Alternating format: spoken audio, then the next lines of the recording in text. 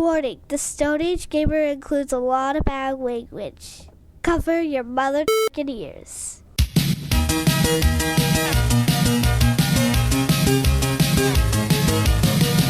Good evening and welcome to the Stone Age Gamer Podcast. I'm Kris Randazzo and joining me tonight is creepy prosthetic arm Dan Ryan. Yes. It's MAY-nia! What does that mean? Dan's going to tell you in a bit because he prepared this episode while I played Tears of the Kingdom. Just how sexy is Big Sexy Ganondorf? I hope you're prepared for Suavemente because the Stone Age Gamer Podcast starts now. For what? Suavemente. What is a suavemente? Suavemente. I don't know what any of that means.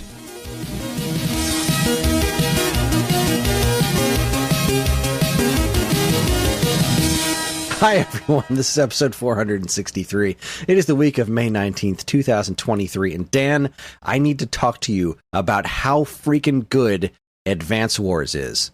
Oh, not what I was expecting to hear from you. Lay it on me. I fucking love so this game. Good. I fucking love it. I think about it all the time. It's such a good game. So I've really got my feet underneath me now. Like I'm really kind of understanding the game way better.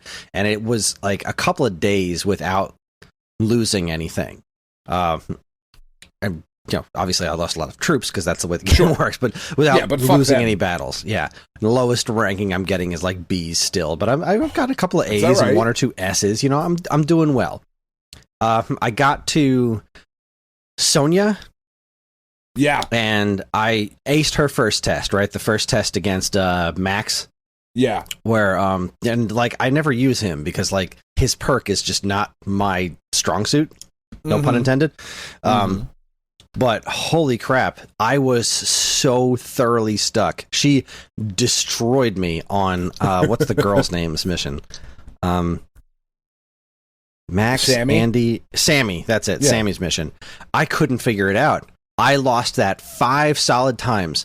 Wow. It was hours and hours just going through it. Like, I can't figure out. I have no idea how I'm supposed to beat this. Like, she's just got me.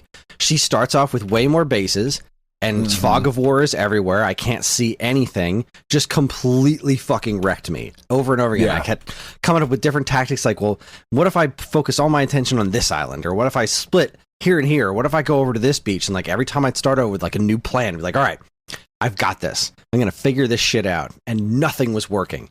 So I slept on it and I finally figured that shit out.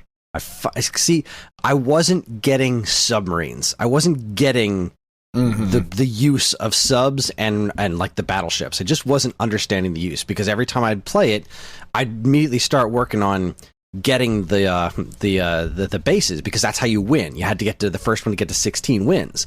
So like, well, I have to get this started because if that bottom island, if I don't block that bridge, she just floods it and then I'll never capture those bases. And my problem is that I couldn't see, and like, I knew things were there, but I couldn't see any of them to attack. And every time I would do anything, like the first thing she'd do is just destroy my submarines because they're fragile as hell, right? So what I figured out was to just start using them and hide them in the middle. There's a river that ran through the middle, and that just cleared up the whole screen. I was like, that opens up the fog of war, and then I fucked up her missiles, and I was like, boom, it all fell into place. Like, it's wonderful. I fucking love this game. I told you would, man. Like, I know all of like the trepidation you had with like, but it's a tactics game, but like, and it is, but it's so much more than that. It's much more than that. It's freaking me out so because clever. Right now, I'm playing that, and as of today, Tears of the Kingdom. And those are two genres that aren't for me. Tactics and open world. But this Nintendo lens they put them through makes them work for me. I swear to God, I think about Advance Wars all day long. All the time. I'd just be like, I can't wait to, as soon as we're done watching TV at night, like instead of watching something else short, I'd be like, I gotta take another swing at this one. I'm gonna beat this one. So, and I what's am fucked up? What's that? The second one is better. That's what I keep hearing. It's better, and like, not only is it better, I would argue it's like demonstrably better. I'm so excited about it, but I'm gonna hold off on it for a while. Like, Tears of the Kingdom happened today, but I'll talk about that in a bit. But I am not going to stop playing Advance Wars because of the nature of Tears of the Kingdom is exactly what I was hoping it was going to be, which is I'm not going to beat that for a long time. That good. Game is expansive, and it's not super story heavy. It's, at least so far, it seems to be like the first Breath of the Wild, where it's like the story's going to come when you get there, but it's like kind of piecing itself together in little bitty bits and not in super complex ways that I need to be on top of. And playing it as second nature, et cetera, regardless. Advance Wars. So I'm super into it. I'm so happy that I am. I'm just, I still don't think I'm good at it. Like, I'm not, because I'm playing on easy mode and I'm still like getting like B grades and stuff.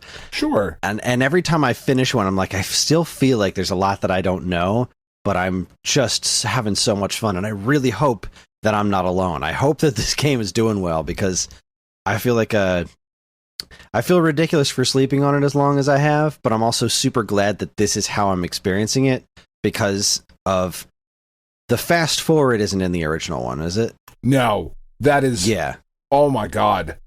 I am constantly fast forwarding. What a joy. I love it. I'm constantly fast forwarding everything.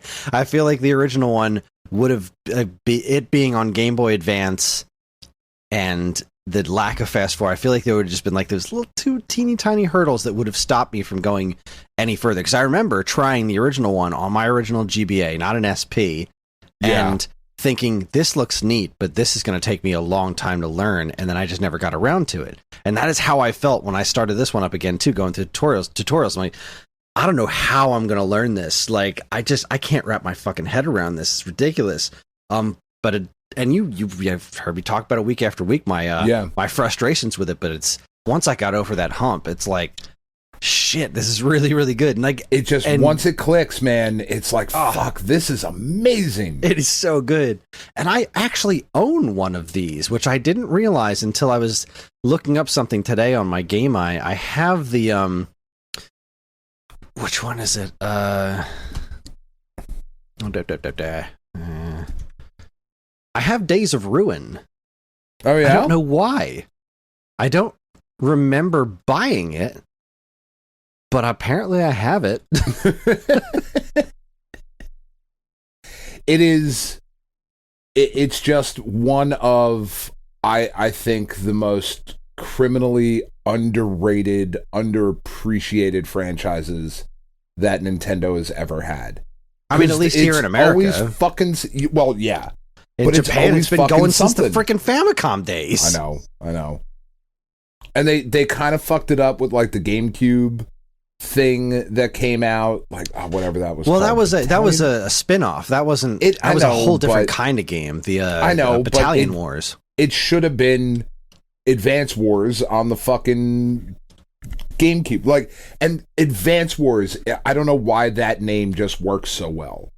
I don't know why that's the one that stuck, because they were naming them after the platforms they were on. Yeah, it was like Famicom Wars and Game Boy Wars. Yeah, those aren't, but they're not as good. Advance Wars just works. It really fits. It just really works. Like, that's the title going forward. Whatever you do with it, like, I don't want the next one, if this does well enough and whatever. I don't want Switch Wars. Well, that doesn't work. We already know that's not the case. It's because they moved on to DS and it was still Advance Wars. Yeah. Could have been DS Wars, but they were playing with the fucking stupid DS thing at the end of it. Dual Strike. Not the second one, though. The second one was Days of Ruin. That's it. Yeah. And that one's like got a vastly different art style, which is weird. It's much, much darker. Still really good, but much darker. Very brown. Yeah, but, I don't know if or when I'm ever going to get to that one, because I'm going to eventually finish 2, and then I have the third one, Dual Strike, on on Wii U, so I can play that one on the TV. So fucking good too. That's what I've heard. I got my fingers crossed. By the time I get to it, oof, it'll be remade. Yeah, oh man, yes, please. Yes, please. Yeah, and I'm enjoying the story. I know I had mentioned before there wasn't much of a story. We're finally starting to get somewhere. Like don't tell me what's happening. They piecemeal it out. Yeah. Don't spoil anything, but I was like, I knew something was going on with that sniper guy. Grit. And Grit. And then I'm fighting what's her name, who's just testing me for something, and then Grit shows up and talks to her about some plan they got going. I'm like, what are you up to?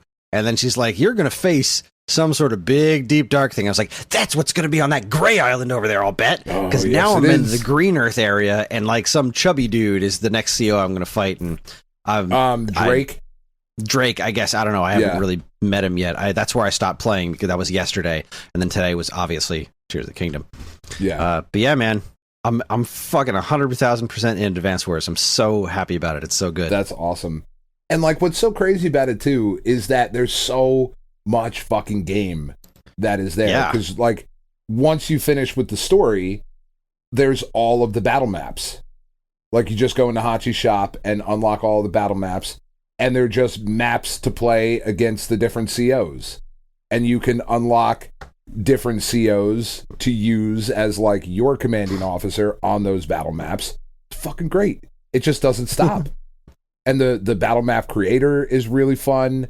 And then the multiplayer stuff is really fucking good. And then when you're done with that, this package, damn, if I know it's $60 and that is kind of a bummer for remakes and whatever, but once you're done with all of that for Advance Wars, you've got a whole second game that's better than the first one. Yeah, that's the thing. It's $60, but it's two $30 games. Yeah. And honestly, this is worth it. This is absolutely worth the price of admission, no question, because that's how much fun I'm having with it. And I'm no shitting, this is the first Switch game since Breath of the Wild where I've woken up in the morning and said, you know what? I'm not going to fart around my phone. I'm taking this into the bathroom with me. Yep. Getting right. That's to not it. entirely true.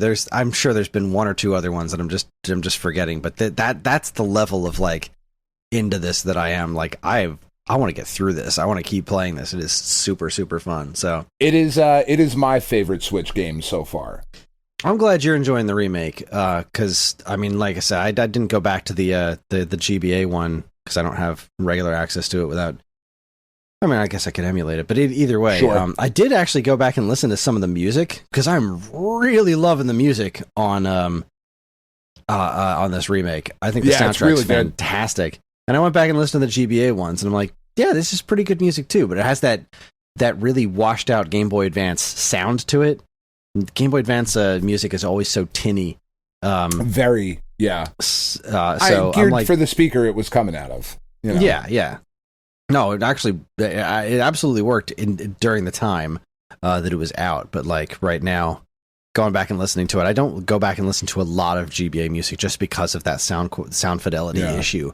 But the compositions are all still there. It's just I really, really like the direction they took.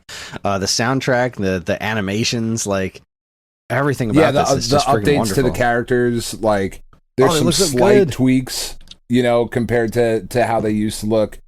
It's 100% what you want a remake to be.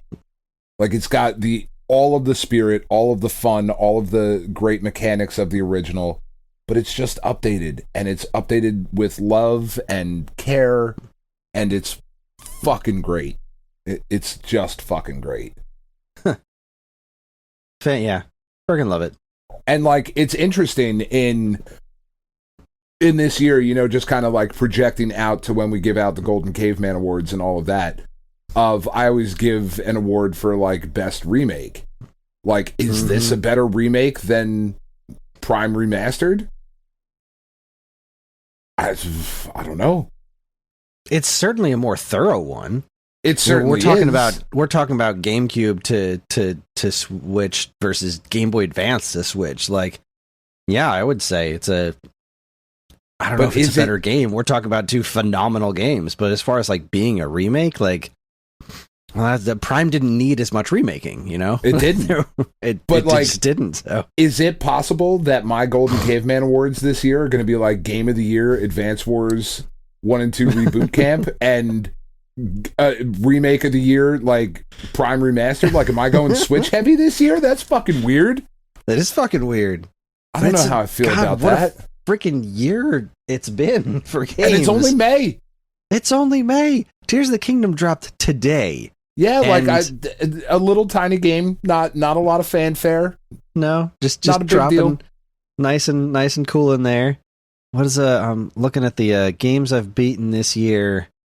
Where am I keeping that? That's in my notes. I beat a lot of older stuff. Sorry, I'm stretching. This is how old I am, Chris. On Tuesday night, I think, or maybe it was Wednesday, I don't know.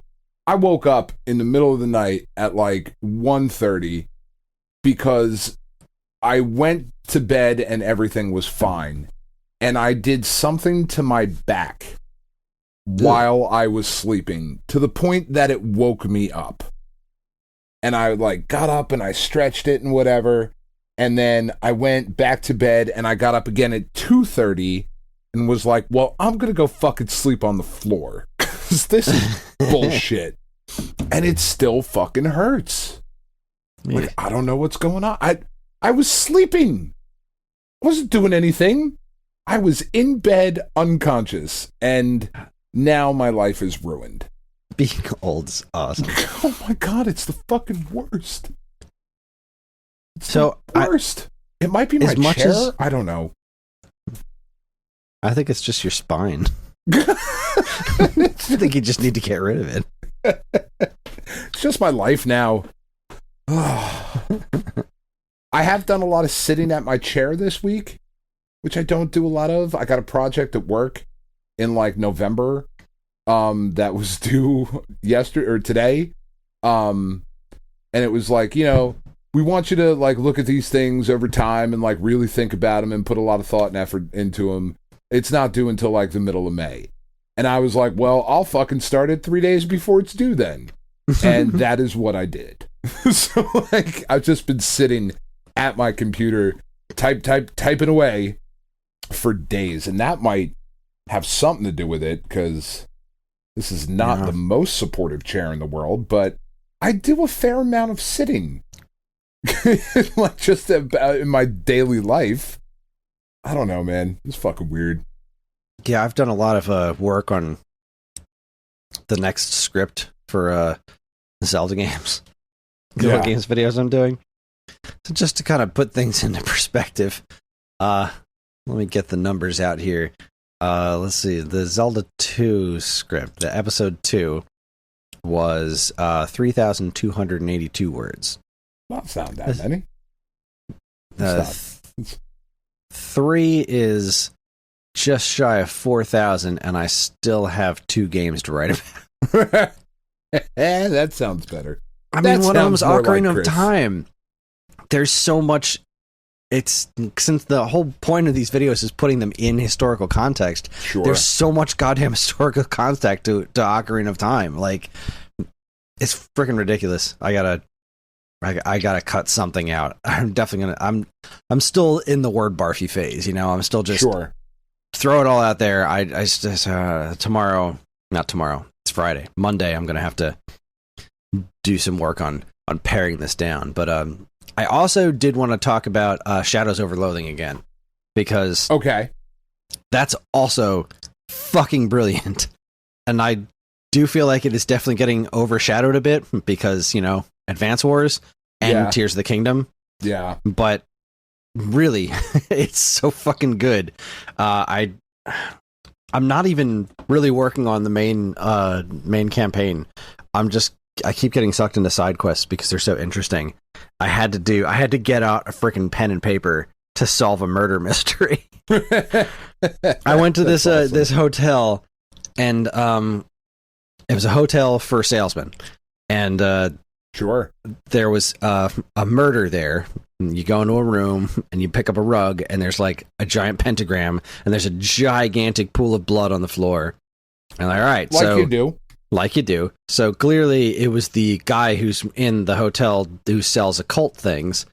Obviously. So we need to figure out who he is. And then everybody you talk to would be like, I don't know what room he's in, but I know he's not in this one and this one. Or like, this is I'm the rubber chicken salesman, but the guy who lives above me is the joke salesman or something. So you had to like, I had to draw it out and be like, okay, he's not here or here, so it's this guy and this guy and this guy.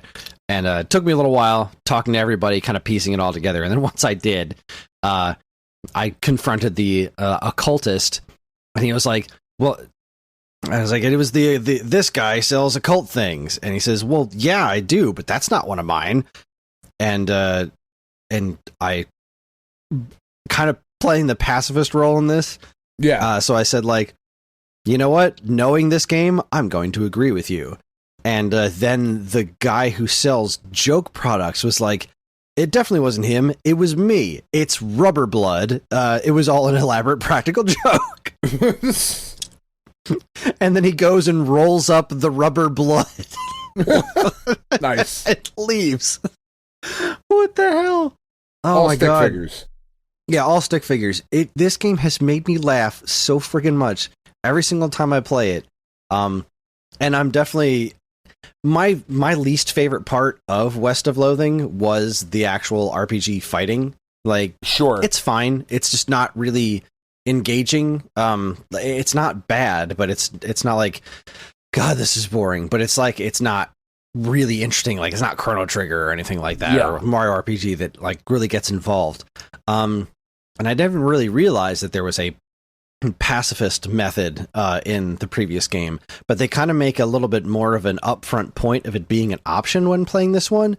And I was like, okay, because I know I've already failed it because I got into a fight or two towards the beginning of the game, but once it kind of clicked with me, I was like, you know what? I am going to try and figure out how to do this without getting into fights, because all the solutions are hilarious, and I don't want to do this, so I don't have to. And that's kind of great. And it's been very entertaining so far. Every place that I go, like for every single time I ran into a hobo, I gave them meat, which is money. Sure. And after I gave enough of them meat, they were like, hey, here's a map to the hobo hangout, because, you know, we noticed that you've been really nice to all of us, so come on out here and we'll talk to you. I went out there and there's like a bunch of really useful hobo information out there. I don't know if you remember. Hobos often have the best information. They're very wise. Lousy with good information. I don't know if you remember stupid walking from the last game. Yeah. So I think I have found this game's version of it. Okay. It seems that you can find different shoes, and every pair of shoes you put on makes your character do a different stupid walk. And they've all been I've found 3 of them, and they've all been stupid walks from the previous game. So nice. I'm hoping that there are some unique ones, but I like how each one of them is giving an explanation as to why you're walking like that. That's fucking awesome. It's very clever. I cannot say enough good things about it, and I'm going to have to, because I have to finish this game for review. But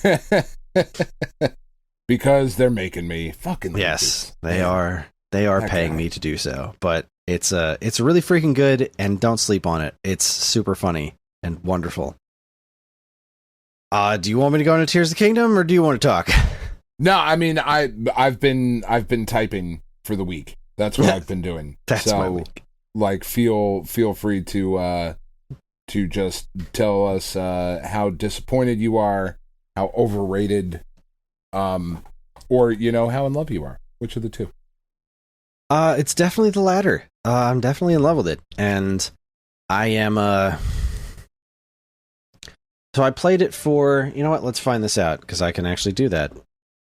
Let's check my app. How much time did I actually put into Tears of the Kingdom today? 4 hours and 40 minutes. Dear God.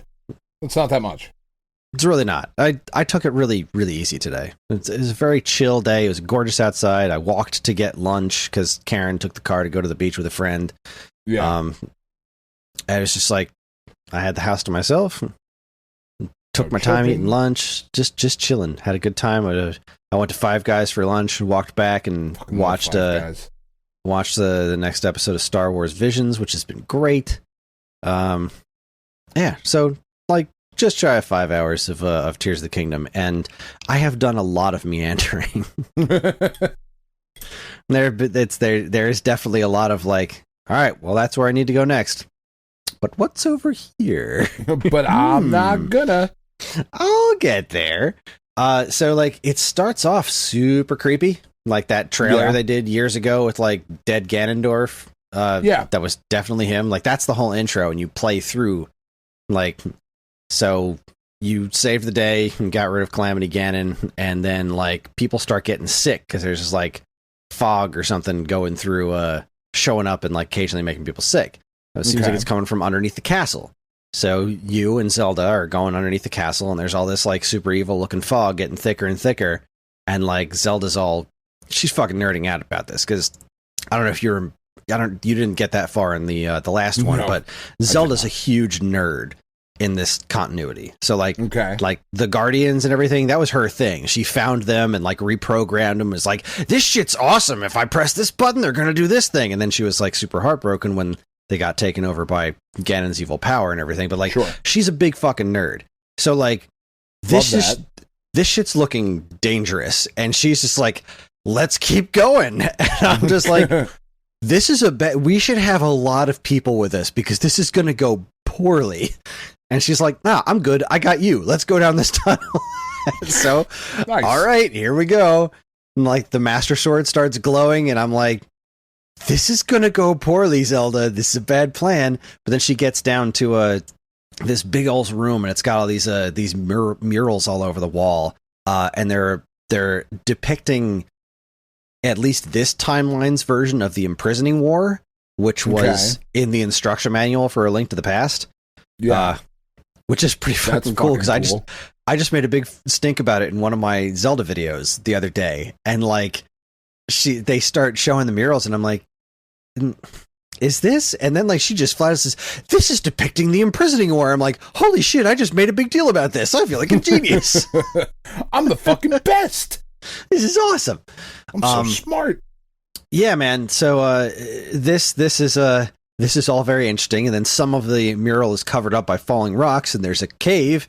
And she's like, well, let's go in the fucking cave. Let's keep going. There's this creepy staircase going down to nothingness, and the fog's getting thicker. Clearly, we're getting closer to answers. Zelda, you fucking lunatic. So you go in there, and there's like Ganon's all corpseified, and there's like a hand on his chest, and like keeping him in place. And as soon as you get close to it, it drops this rock. And then the severed hand, like arm thing, flops onto the ground. And Ganondorf, like, you know, does the animation you saw in the trailer from like 6 years ago or whatever the hell that was. Yeah. And then he just starts talking. And like, it's the first time he's ever had like a voiced conversation in a game. I don't think I've ever heard Ganondorf have a fully voiced just conversation, which was pretty cool. The voice actor they got for him was pretty good. But, man, he just I like his whole demeanor is like he looks over and he sees Zelda.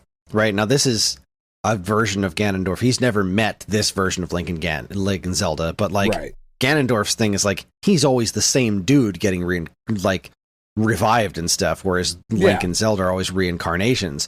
So he looks over at Zelda and he's like, treating her with reverence, like my mortal nemesis, Zelda. Nice to see you. And he looks at Link, he's like, Link? Nice. This fucking guy. You must be him. Fucking asshole. So, like, you know, he starts to do some icky magic shit, and, like, Link goes to fight him, and he just immediately, like, shatters the Master Sword and poisons your arm, and it gets all black and shriveled. And then, like, Zelda falls in a hole, you go to chase after her, but you miss. And then you wake up, and, like, you've got this other hand. Like, your right arm is not yours anymore. It's this weird, creepy black hand. And, like, this shadow, the dead guy that was from a race that helped found Hyrule, was like, yeah, your arm was going to fall off, so, like, we just got rid of that, and I gave you my old arm. Like, okay. So you've got this creepy black arm, and like, so the first, this is where you wake up and you're in the sky. So the first, kind of like how there was the Great Plateau in Breath of the Wild. Yeah. This version of the Great Plateau is a series of floating islands that are enormous. Like you could have had an entire game on this area. Right. But this is just a fraction of what this game actually is. But you're in the sky and you're on these islands. And a thing that I like... Some might call them Skylands. Right. Here's a thing that I like that makes no sense. No matter how high you jump from, as long as you land in water, you're okay. I jumped, like, I finally made it down to Hyrule, like, at the end of my play session. I finally made it down to Hyrule, which is, like, pretty far down there. Like, I was falling for a long time. Yeah. I would have been liquefied had I hit the ground. But there was a lake that was at least, like, 3 feet deep, and I dove into it, and I was fine. So when I say any height... As long as you land in water, it doesn't matter how high you jump from, like 1.5 miles like I just did, you're fucking fine. Makes no sense. That is exactly how real life works as well. Precisely. So there's like 3 shrines you have to get to. The shrines look really cool in this one too. They have like a TARDIS effect. Like in the old one, you just go into it and you like go underground. Like clearly that's where the shrine is. This, like, the door opens up and you see this massive shrine inside of it. But like you walk, or it's like the TARDIS. You walk around like, nope, it's bigger on the inside. That's fucking wild. It's a really cool looking effect. Yeah, really cool. No, that's my favorite Doctor Who thing when David Tennant pops in. Is it? Yeah. I liked it. Which one said it's smaller on the outside? And he was like, what? What? Oh god, that was, I think it was. Wasn't that the fucking with oh god, old white man, Peter Capaldi? Yeah, wasn't it the hit Bill? Was it Bill who said that, or was it Jenna Coleman's character? I can't remember. I don't remember. Either way, it was a funny gag. But anyway, was very funny. Smaller. So these things give you your hand, your borrowed hand or whatever prosthetic arm gets these special powers that are kind of like the runes in the previous game. Okay. So the first one you get is like, there was like a magnesis one where you could lift anything metal. This one's just like lift whatever the fuck you want. This is just flat out telekinesis. If it's not attached to the ground, you can pick it up and flop it around. Giant boulders, who gives a fuck? It's like the first power you get, like, is move shit with your mind. Have fun. So that's pretty cool. And then you get the ability to stick them together. That's where you start building things. I got the ability to go through floors, like to get go through ceilings. As long as there's as long as there's a ceiling, some sort of upper surface that you can a structure that has an upper surface that can be stood on, you can just go straight through and warp to the top of it. That's cool. It is cool. I saw it in the trailer. I was like, this seems like a really situational ability. I don't know how common this is going to be, like, useful. And it has been really fucking useful so far. So far. Because, like, I keep running into things and, like, I got to get up there. There's no way this is going to work. And then, like, it doesn't have to be thin. Like, he'll just swim through the fucking mountain. As long as there's something eventually at the top, he just swims through it and then crawls out the top. It's like, this is fucking wild, man. And then I got that time rewind thing, which is really, really interesting. I've played with it a bit, but I can't wait to play with it a lot more. Like, you just select a single thing, and whatever that thing is, it will move backwards in time. But just that thing, like, not the area around it. So, like, if you see something running and you want it to back up again, you can spotlight that thing and it'll just run backwards, like it's caught in a reverse time loop. That's so wild. Pretty fucking cool. And Breath of the Wild, even. I definitely have more stuff that I probably should. That didn't deserve a ha at all. Oh, sure it did. It was bad. I liked it. I liked it. Let's see. I have. It took me a little while to figure out how to use Amiibo, but like it occurred to me, like, I'm running. You're basically naked for the whole front portion of the game. You're running around in your boxers, and then like you get these like really shitty pants which are it's basically a skirt and some sandals. Like that's what you have. Sure. And you're just running around with no shirt Love that.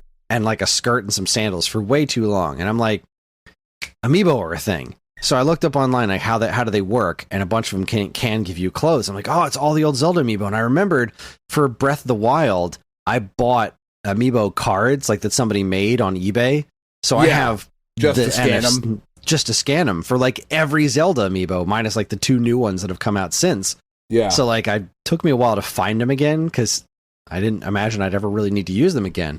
But fucking I did. So I wound up scanning all of them. I didn't get any clothes out of the deal, which kind of bummed me out, but I got a lot of others. Like, what, you scan Ganondorf and it just rains meat?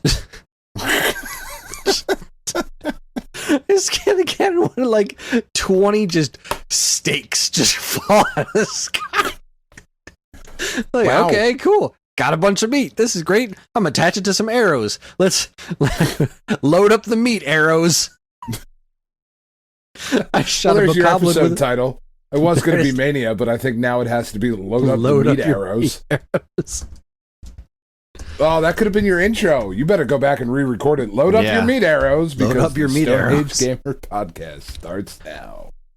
No, suavemente. Yeah. But anyway, yeah, meat arrows. So yeah, you can attach like anything to arrows. Like I got to this super dark cave, and there were these plants that had these like I don't know, some sort of seeds on them or something that had some sort of illuminating properties. Okay. So I'd like fuse one to one of my arrows, then shoot the ceiling, and now the whole cave is lit up. Okay, that makes sense. Yeah. And then you can just do weird shit. Like, I accidentally fused a giant stick to my shield. It didn't do anything. My shield had a giant stick sticking out. It's like, well, now you've got this gigantic stick sticking out of your shield. Congratulations. Well done, asshole. But like, you know, you get the fuse ability, and like there's a old rusty old broadsword and then some giant boulders, and so I fused the two of them together, and like it basically turned into somebody did that. There was I think yesterday somebody was Kotaku had posted that they found somebody who was playing the leaked version that made a giant robot with a flaming phallus. Because, of course.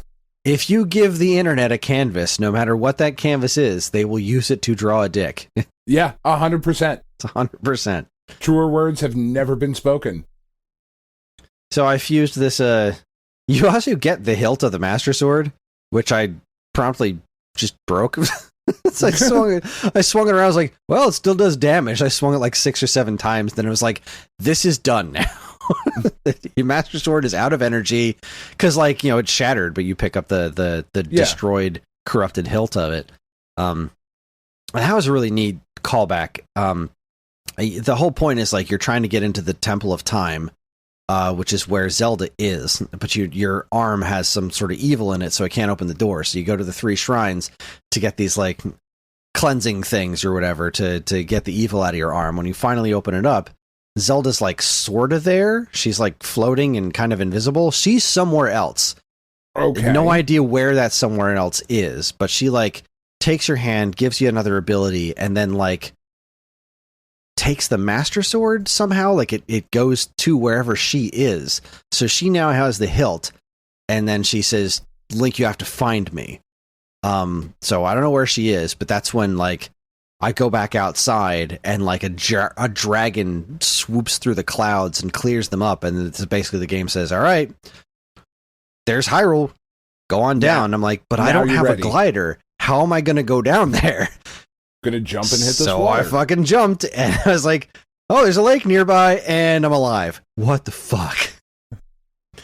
The coolest thing I've come across so far, I think, is these this is like this kind of sort of weird robot people that are up in the clouds. Okay. And like they have all these contraptions that they work with, and one of the contraptions is this, like, you see it in the trailer, it's like this big metal bird looking thing. Okay. And it's just totally static, and it flies kind of like a kite. And so like I grabbed one and I put it on a hill, and then I jumped on it, and when it slides down, it just glides like a glider, like a paper airplane, basically. And you can like move yourself around on top of it to kind of steer it. It's just, I'm not doing a good job putting it into words. It is really fucking cool. The building stuff is like definitely there. And this is the thing that I was kind of afraid.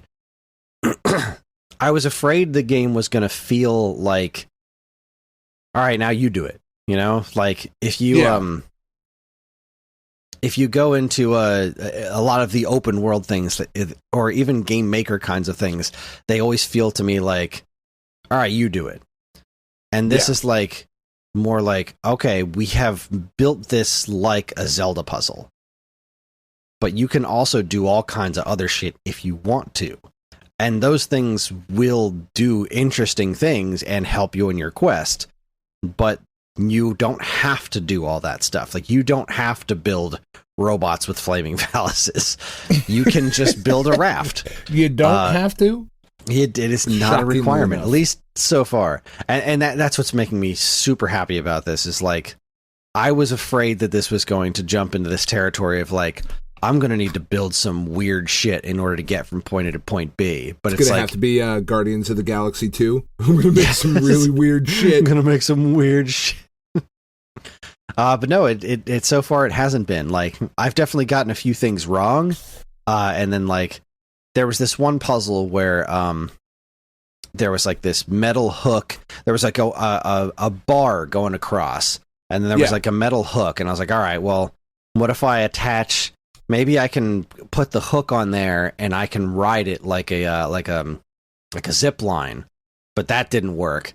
And then eventually I figured out, oh wait, there's a board back here. If I attach the hook to the board, then connect that to the rail and then jump on the board, I can ride it down. And like little things like that would just keep coming up and made me feel pretty goddamn good about myself. So that's been super fun. Dungeons are back. That was confirmed like 2 days before it released, like 2 days ago. They just casually dropped on Twitter like, yeah, this game's got dungeons. What the fuck? People have been asking for that since Breath of the Wild. Like, that was like one of the big complaints besides weapon degradation, which I'll get to that in a minute. But like, the lack of dungeons was like this big deal. And then apparently there's a handful of some of the best dungeon designs in all of Zelda in this game, according to the reviews. I haven't gotten any. I've only seen shrines. Like I said, I just got down to Hyrule. But like, apparently the dungeons are insane. And also apparently the final boss battle is like completely bananas. So I'm looking forward to that, because the final fight against Calamity Ganon was really cool, but it was, by the time you get there, if you do the rest of the game, you're basically just so God. Overpowered. Yeah. It's just like, this guy's a fucking joke. I have a harder time fighting Lionels than this guy.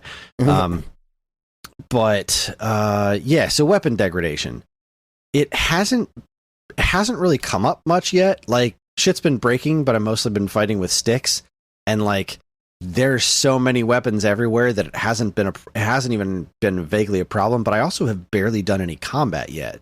Okay. Like, I've gotten into a couple of fights, but they're against like pretty weak enemies, and then like one or two like harder enemies have shown up, but like, it hasn't been an issue yet because of how prevalent everything is. Okay. And that's another aspect of it that I really didn't want to get into too much, is like trying to figure out what to fuse to what to make the best weapons. Yeah. And it seems like so far there's been a handful of like, this is obviously the thing that you do. Like, these two obviously go together to make a basic sword type thing. So just do that and you're fine. Or get crazy with it. Do you. But so far it seems pretty straightforward. The weapons aren't, I mean, like, obviously the sticks are breaking super fast because that's mostly what I've been fighting with. But that like, makes sense. Like, that makes sense. I haven't gotten any swords that aren't old and rusty. So, like, you know, an old rusty halberd, like, eventually that's going to break. Okay, I get it. It's old and rusty. Fair enough. But you can't keep fusing things to weapons to make them start over again. Like, you don't refill their health by fusing something to it. Like, if the base thing's going to break and you fuse something to it, that base thing's still going to break. Like, I think it gets a little bit more durability from being fused, but it's still like, if you decide not enough to save it. Exactly. If you unfuse it, then it's right back to where it was. Yeah, not enough to save it. So shit's still going to disappear, but I haven't gotten to anything that didn't feel disposable yet as far as weapons are concerned. And there's arrows everywhere, so I've been doing a lot of that. And I just had... So right before we did movie night tonight, John was still finishing his dinner, and I had a couple of minutes. It's like, all right, I just want to look around again, because this game is unbelievably breathtaking. Like, the draw distance that you can just see all kinds of shit. And when I finally made it down to Hyrule, I was like, okay, there's some giant vortex of clouds over there. I don't know what that's about. This mountain looks like it's exploding. Hyrule Castle's floating. That's cool. There's a skull cave over there. I can see a shrine in the distance over there. A couple of towers and that. Like, just stuff everywhere. And I was just looking around. I wanted to look around again and see, where am I going to go? And then Ellie saw this, like, skull cave, and she's like, you should go over there. Okay, so I did. So I went over there, and I noticed that, like, this was so fucking fun. This was so fun. Even Karen was looking at it like a minute into it. She was like, this is fucking cool. So I get over there, and I see a bokoblin, one bokoblin is riding a horse. I was like, ooh, I like horses. So, like, I shot the bokoblin off the horse, and then I fought him, and then I kept going. And I got a little closer to the skull, and there was a camp around it. There was, like, 4 of them around a fire, one of them with a bow and arrow as a lookout, and a tower, and another one on top of a pile of rocks who looked like he was really heavily armed. And I started to get closer, and then I was like, wait a minute, the horse. So I turned around, and I was like, this is not going to go well, but I'm going to try and capture this horse. I haven't done this in years, because I haven't played Breath of the Wild in years. Yeah. But I, like, slowly snuck up on this little horse, and I got nice and close to it, and I got on the horse in the first try. And I was like, all right, nice. I got a horse now. And Ellie was, like, kind of perked up, like, oh, yeah, you've got a horse. And I was like, so the first thing I did is I just stormed the camp. I went in there, I shot the lookout with one of my weak ass arrows. It did some damage, pissed him off, and then I pulled out my sword and I just plowed straight through their campfire and just knocked a couple of them down. I did a couple of passes like that, and eventually after I ran by, like, this guy's I shot the one off the tower. And then the other guy that looked heavily armed was heavily armed. So shoot all these fire arrows at me. I'm like, ah, shit, gotta run. And then it immediately dawned on me, like, wait, I have those too. So, like, I turned back around. I was like, I have these fire seeds. So I start fusing fire seeds to my arrows, and I shot him with them. And I was like, boom, knocked him down, took him out, took out the rest of the guys, got a couple of treasure chests. Oh, bomb flowers are back. That was neat. Bomb flowers weren't in Breath of the Wild. Yeah. Because you had that bomb rune, but this one, they bomb flowers grow. So I grabbed a couple of those, and I fought like-likes, which are super creepy in this game. They, like, stick to walls. They don't, like, move around or anything. Weird. They're just, like, stuck to walls. They have hideous teeth and, like, this eyeball-looking thing that comes out of their mouth. And I had to fight a couple of those guys. I've died, like, 6 or 7 times just from, like, doing really dumb shit. Just like, fucking around. Just... finding out, fucking around, finding out. Like, some of it's been like, I wonder if I can survive this height. Is that what the subtitle of this game should have been? The Legend of Zelda. Fuck around and find out. Play stupid games, win stupid prizes. It'd be like, can I survive a fall from this height? Definitely can't. Okay. All right. Won't do that again. I was up in the I was up on top of the mountain on top of the floating island, and, like, so it was really cold up there, and I had, like, some anti-cold food that I had cooked up to kind of, like, survive the cold for a couple of minutes. And I needed to get out of there because I'd prepared enough of it to get up there, but I did not prepare enough to get out of there. So I was like, I gotta get out of here quick. So I did jump off into this pool of water, not realizing that the pool was still in the cold area. So I I land in the water and survive, but then it says unbearable cold, and I died in like 2 seconds. Like, son of a bitch. There was this other robot thing that had a flamethrower, and I'm like, yeah, I can take this guy. I could not take that guy. I got a stick. Come on, I got a stick. This is great. So I go up and hit him with the stick. Stick catches fire. I catch fire. I die. It's great. Okay, different tactics. Let's try this again. So how is the menu navigation, like getting to fusing stuff? Like, it's not cumbersome? Like, you can just kind of jump right in and like, all right, quick fuse, and then I'm back into the fight. So far, with arrows, I'm finding it a lot easier because like arrows are just like they're kind of assigned to the D-pad. I feel like there's something intrinsic I'm missing with the swords. Like fusing the swords together, I still haven't really gotten the hang of it. Like, it's really quick with arrows. You draw an arrow by holding down the right trigger, and once that arrow is drawn, you press, I think it's up on the D-pad, and as long as you're holding up on the D-pad, you use the right analog stick, because that thumb's open. Like, it's really intuitive. You use the right analog stick to control, like, to navigate the menu on whatever you want to fuse to your arrow, and then you let go of the up button, and it automatically fuses it, and you're ready to shoot it immediately. Okay. So the arrows work great. Fusing the weapons, like I said, I accidentally fused a giant stick to my shield, and I have no idea how I even did it. So there's definitely a fast way to do it, because I was like kind of panicked fighting against something, and then all of a sudden this thing is attached. It's like, all right, so there's a fast way to do it. I don't know what it is yet, but it exists. But yeah, no, the menu navigation's great. Switching between your different abilities is you just hold down the L button, not the left trigger, the L button, and it brings up a wheel that you just press the direction in, and now you're using that ability. So like the menu navigation, it's a lot because there are so many options, but it's as intuitive as I think something like that could possibly be so far. It's the best it could be, given the mechanics of the controller that you will be using.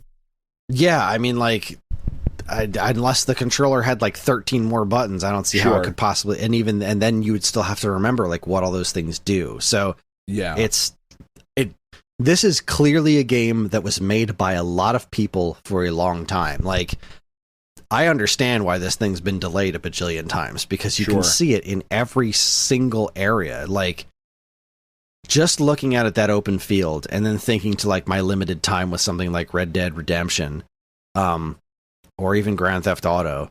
The difference between how alive this world is and how just jam-packed with shit to do. Like, every single one of these weapon fuses and every single one of these item fuses, these weird-ass tanks and rafts and flying machines and jet-powered boats and all sorts of other weird shit, like, they designed this game so thoroughly around, like I was saying before, it didn't go into, like, you figure it out. It was like, all of these things work because they went through all of these things and said, how are we going to make every single thing you can do with this item not look stupid?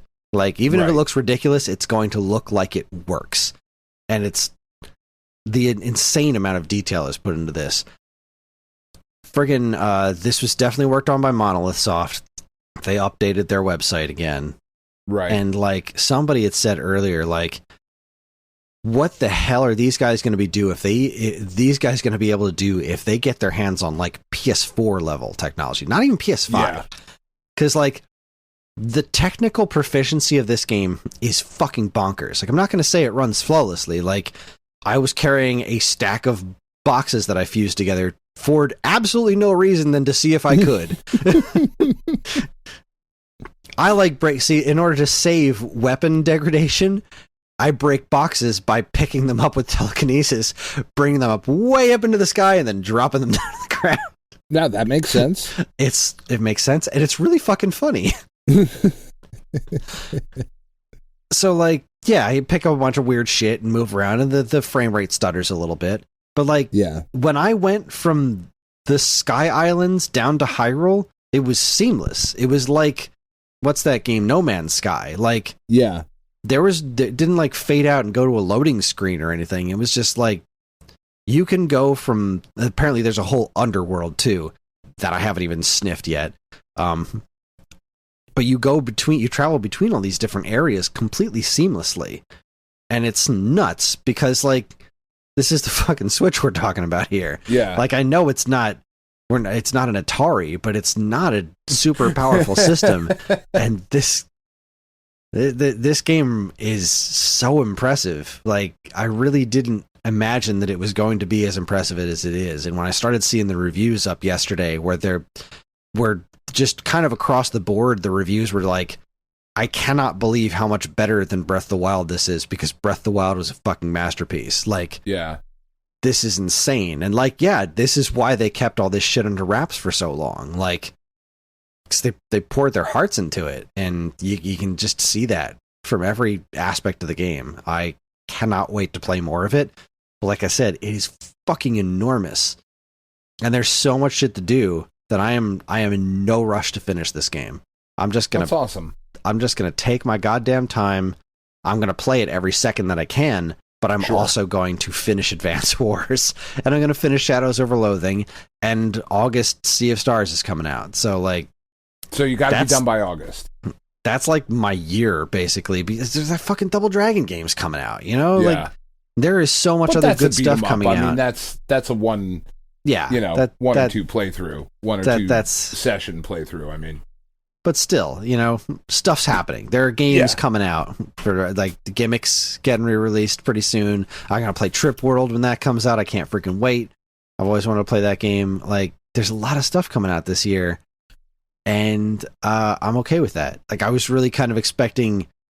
So remember when Breath of the Wild came out, there really wasn't anything else. Like, it was the launch game for the Switch, and like it hadn't been overflowed with tons and tons of games yet. Like, Blaster Master Zero came out, and I played that. It was like, this is fucking great. And it's like, then I went back to Breath of the Wild. But like, now there's this massive library on the Switch, and I was kind of afraid this was really going to feel too overwhelming. But I feel really okay taking this at a casual pace. Loving the story. I'm loving everything about it. I'm thrilled. Couldn't be happier. That's outstanding, man. That's outstanding. I wish I got the amiibo. The fear. It's always the fucking fear with these, you know, huge anticipated releases. What if it sucks? Or even what if it's Majora's Mask? Like, that was my big fear. What if it's just okay? Yeah, what if it's just okay? Or what if it's so different and it's turned into something I don't like? Which I'm super glad is not the case. Yeah. But yeah, when I went to Target today to get the game, it was like me and two other dudes. By the time I got there, they had plenty of the collector's edition, and I was like, "Nah, I don't need to spend $130 on a steel book and an art book." Like, no, it's definitely not worth like almost double the price to get this thing. And if it was the same size and shape as the Metroid Dread box, I would have considered it further. Sure, but it's not. It's big goofy box. Like, I got nowhere for this. Nope. This is going to look weird on the shelf. I'm going to be sad. Yeah. But I would have bought the amiibo, which was in stock, but nobody knew where it was. I don't understand how that's possible. Even better, work here, correct?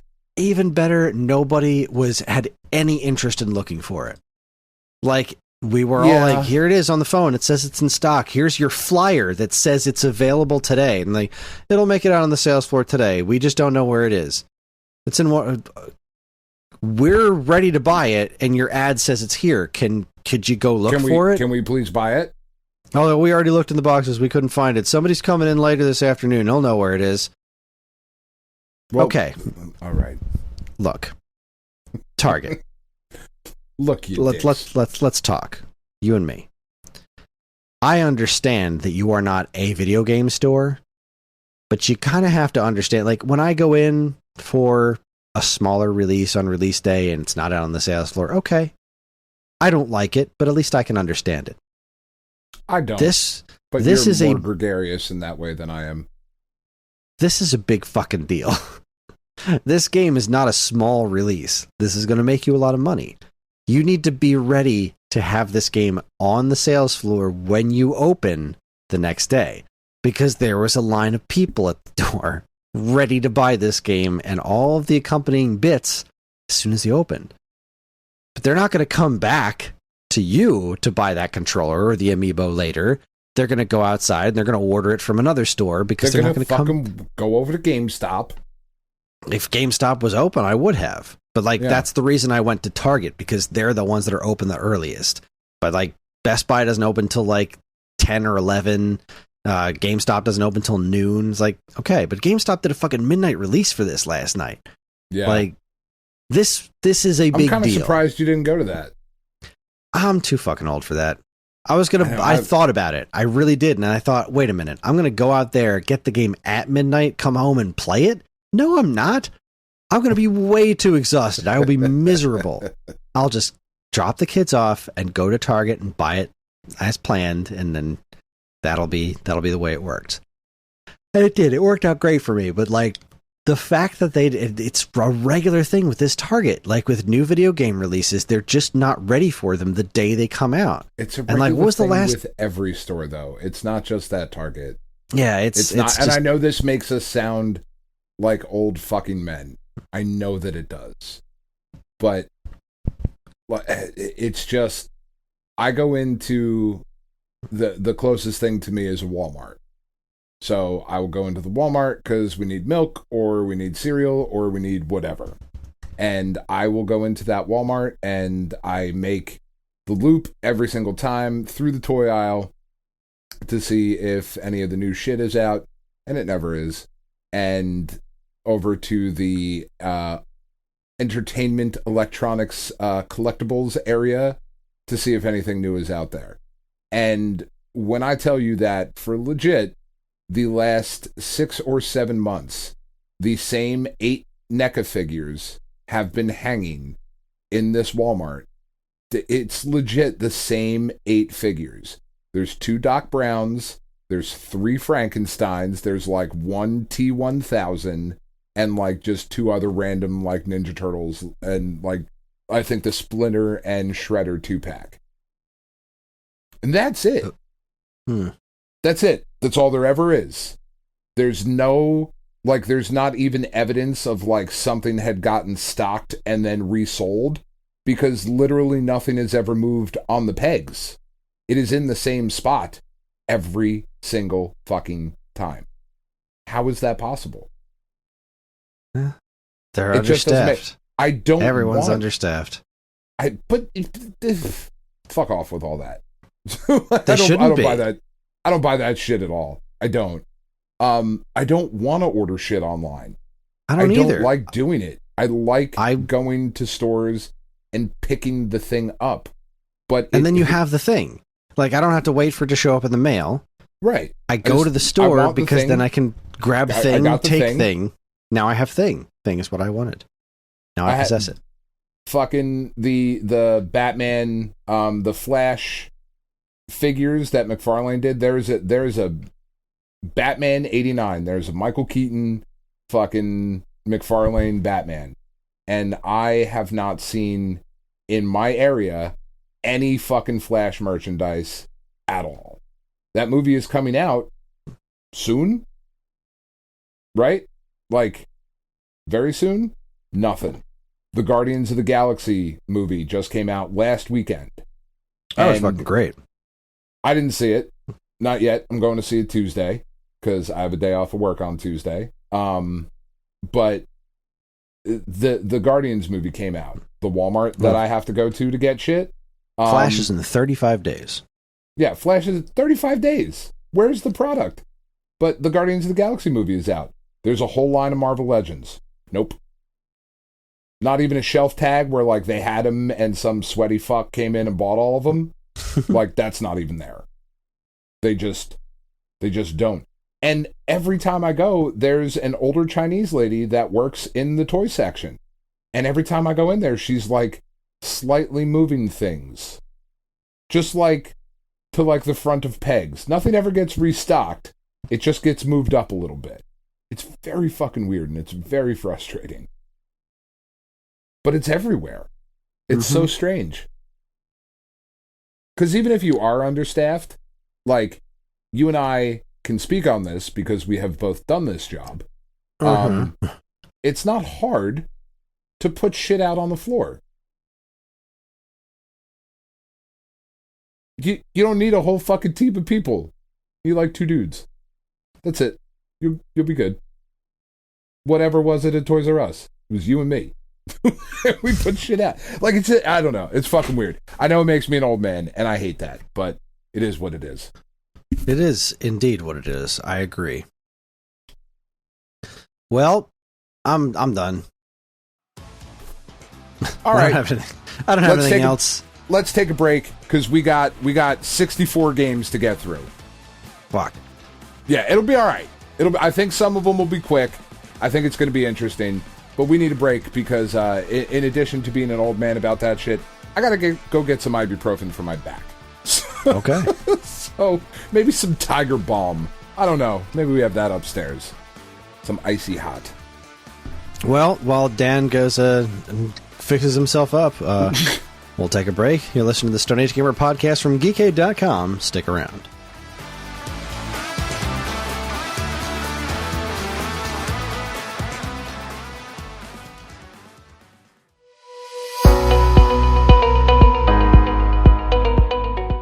Hi everyone, Kris here.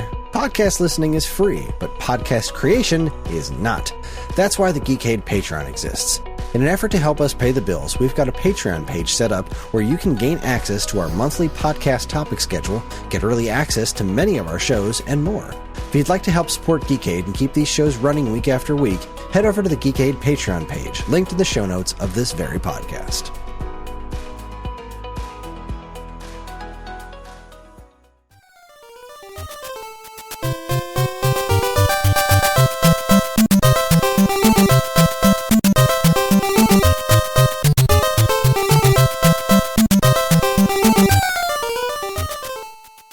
All right, we're back. I've put on my big boy pants. I'm taking charge. And he's wearing the man pants. I'm wearing man pants, baby. You know what that means. My wife was like talking to her friends the other day, and she was like, "My husband said to go in the..." No, never mind. It's not going to be fucking funny. It's just going to come off as dickheadish. It was going to... Whatever. It's fine. Anyway, we're back, and it is MAY-nia. So... every year, in March, the sporting world is just all a Twitter about the March Madness tournament. Everybody loves it. The whole world, there are brackets filled out at work for people who don't know jack or shit about college basketball. They're like, I picked this team because I like their logo. Like, whatever. It doesn't fucking matter. Everybody fucking loves the March Madness tournament. And every year around March, Kris and I go, oh shit, we should probably start thinking about our MAY-nia tournament because we forgot about it the first time and we did it in May, and MAY-nia is a fun word. I like it. So this year, the same thing happened and we were like, we're going to do MAY-nia in a little bit. And then last week at the end of the show, we were like, what are we doing next week? I don't fucking know. Whatever. And what was it, Monday or Tuesday, where I was like, so we're supposed to be doing MAY-nia, right? Let me throw something together. And that is how we have ended up at this year's MAY-nia. MAY-nia 2023.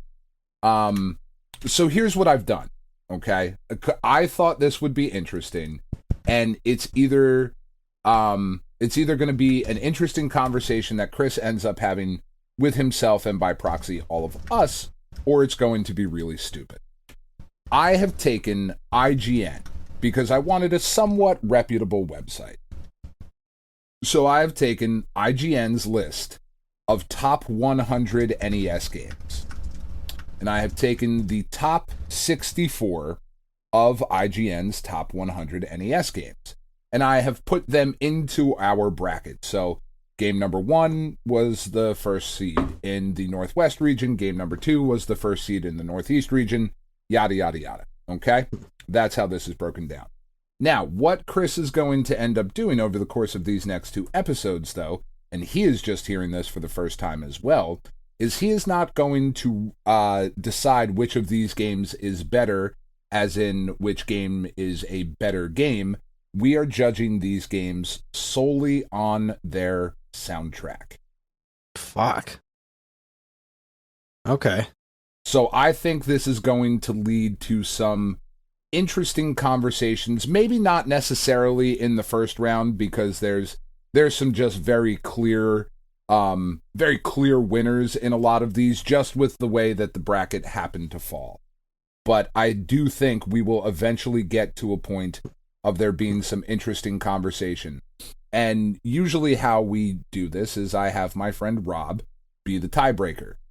We have no tiebreaker. This is Kris making the decision. You, sir, are picking the winners and losers, and I will be here to hold your hand and walk you through it if you need additional support.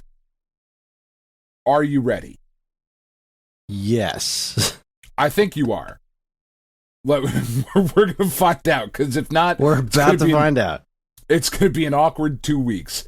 All right, so starting with the first matchup in the Northwestern region, that would be the 1 seed, the very top game on IGN's top 100 NES games. Wait. You're keeping track of this, right? I don't have to write anything down? Yes, you have to write 0 things down. All right, let me lean back in my chair here. All right. That's right. Take your pants off. I put the big boy pants on. You put your, your little boy pants on? I don't know. Whatever no pants you want to wear. Not necessary. It's no my pants, basement. Just a sock. The number 1 game on IGN's top 100 NES games list was our number 1 seed, Super Mario Brothers 3. All right. That is taking on Maniac Mansion. Soundtrack? Soundtrack. Mario 3. Just soundtrack. Yeah, right. Mario that 3. That one feels like a landslide victory in Super Mario Brothers 3. Super Mario Brothers 3's favor. Yeah, I mean, I'm not like overly familiar with the Maniac Mansion NES soundtrack. I've definitely heard it. And it's it's not a bad soundtrack, but like, goddamn, Mario 3's music is just chef kiss, phenomenal. And that's kind of what I wanted to see as we got through here, of how many of the top games also would contain the top soundtracks. Theoretically, they should, or they might. They might. But it's I don't know. It's an interesting prospect. I'm curious to see where we go. We're going to find out. There's an interesting matchup here in this first round that I think, I think is pretty cool. All right. Do you want to do the entire Northwest, or do you want to do all the 116s first and then all the 215s? How do you want to do it? I don't care. Dealer's choice. All right. So it's not going to make a difference to me either way. You're just going to say 2 names, and then I'm going to choose. I don't care where those names come from. All right. Well, we're just going to stick in the Northwestern region. We're going to go with the 2 seed. And now I cannot tell you what place it was on IGN's list. It doesn't matter. Doesn't matter. But I'm now completely out of order, so I don't remember. The 2 seed in the Northwestern region for us is Castlevania 3, taking on the 15 seed Rad Racer.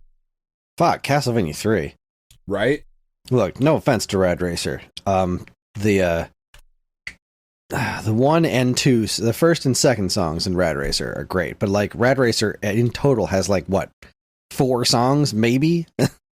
Castlevania 3 is kind of a fucking opus. It's amazing. Castlevania 3 soundtrack, even the North American NES one compared to the Japanese one, which is like had the extra sound chip and was like just completely crazy awesome. Even the NES versions is fantastic. So yeah, big fat hairy win for Castlevania 3. This one I'm already typing in the result as you're talking of the next round, because our 3 seed Bionic Commando taking on our 14 seed Tecmo Super Bowl. Bionic Commando. Yeah. I had to think about it, but Tecmo Super Bowl's got good music. Tecmo Bowl bits of music. Yeah, I'm less familiar with Tecmo Super Bowl soundtrack than I am with regular Tecmo Bowl soundtrack, which I fucking love. But yeah, no, it's Bionic Commando. All right, this might be an interesting conversation. I think you might know more about this one than I do to speak about, which is why you're the one doing this. The 4 seed in the Northwestern region, RC Pro-Am, taking on the 13 seed Kid Nicky Radical Ninja. Fuck. All right, so RC Pro-Am's another one that's got, let's see, it's got the title screen song, it's got the enter your initials song, and then like a ditty or two. There's basically no music in RC Pro-Am. But they're pretty good little ditties. Oh, they're great. So it's David Wise. Kid Nicky, though. Jeez. Do I even have that one? I don't have that soundtrack. I'm trying to remember Kid Nicky's soundtrack. That is not a game I go back to. That is a game I rented when I was little, and it is not something that I have gone back to a bunch of times. I need a refresher on that one. I mean, Let's see I'm gonna where- want to say Kid Nick. Oh, Kid Nicky's only got 8 tracks. Kid Nicky is the 49th game on IGN's list. It is in the top 50 of PlayStation of NES games, according to IGN. I don't know. 50 is a big number. Well, see, this is actually a better matchup than you'd think because Kid Nicky also doesn't have much music. Kid Nicky has 3 proper songs and then a bunch of jingles. Right. So that being the case, nothing in Kid Nicky stacks up to the title screen music from RC Pro-Am. And when you're talking about those jingles, you know, do do do do do do do do do do do do. Yeah, RC Pro-Am. That takes it for me. I gotta say, RC Pro-Am beats Kid Nicky. That was a very interesting matchup. All right. I think this one might be an interesting matchup too, unless I am misremembering our 12 seed. Our 5th seed in the Northwestern region, Ninja Gaiden, the first Ninja Gaiden, taking on the 12 seed Fester's Quest. Ninja Gaiden. Yeah.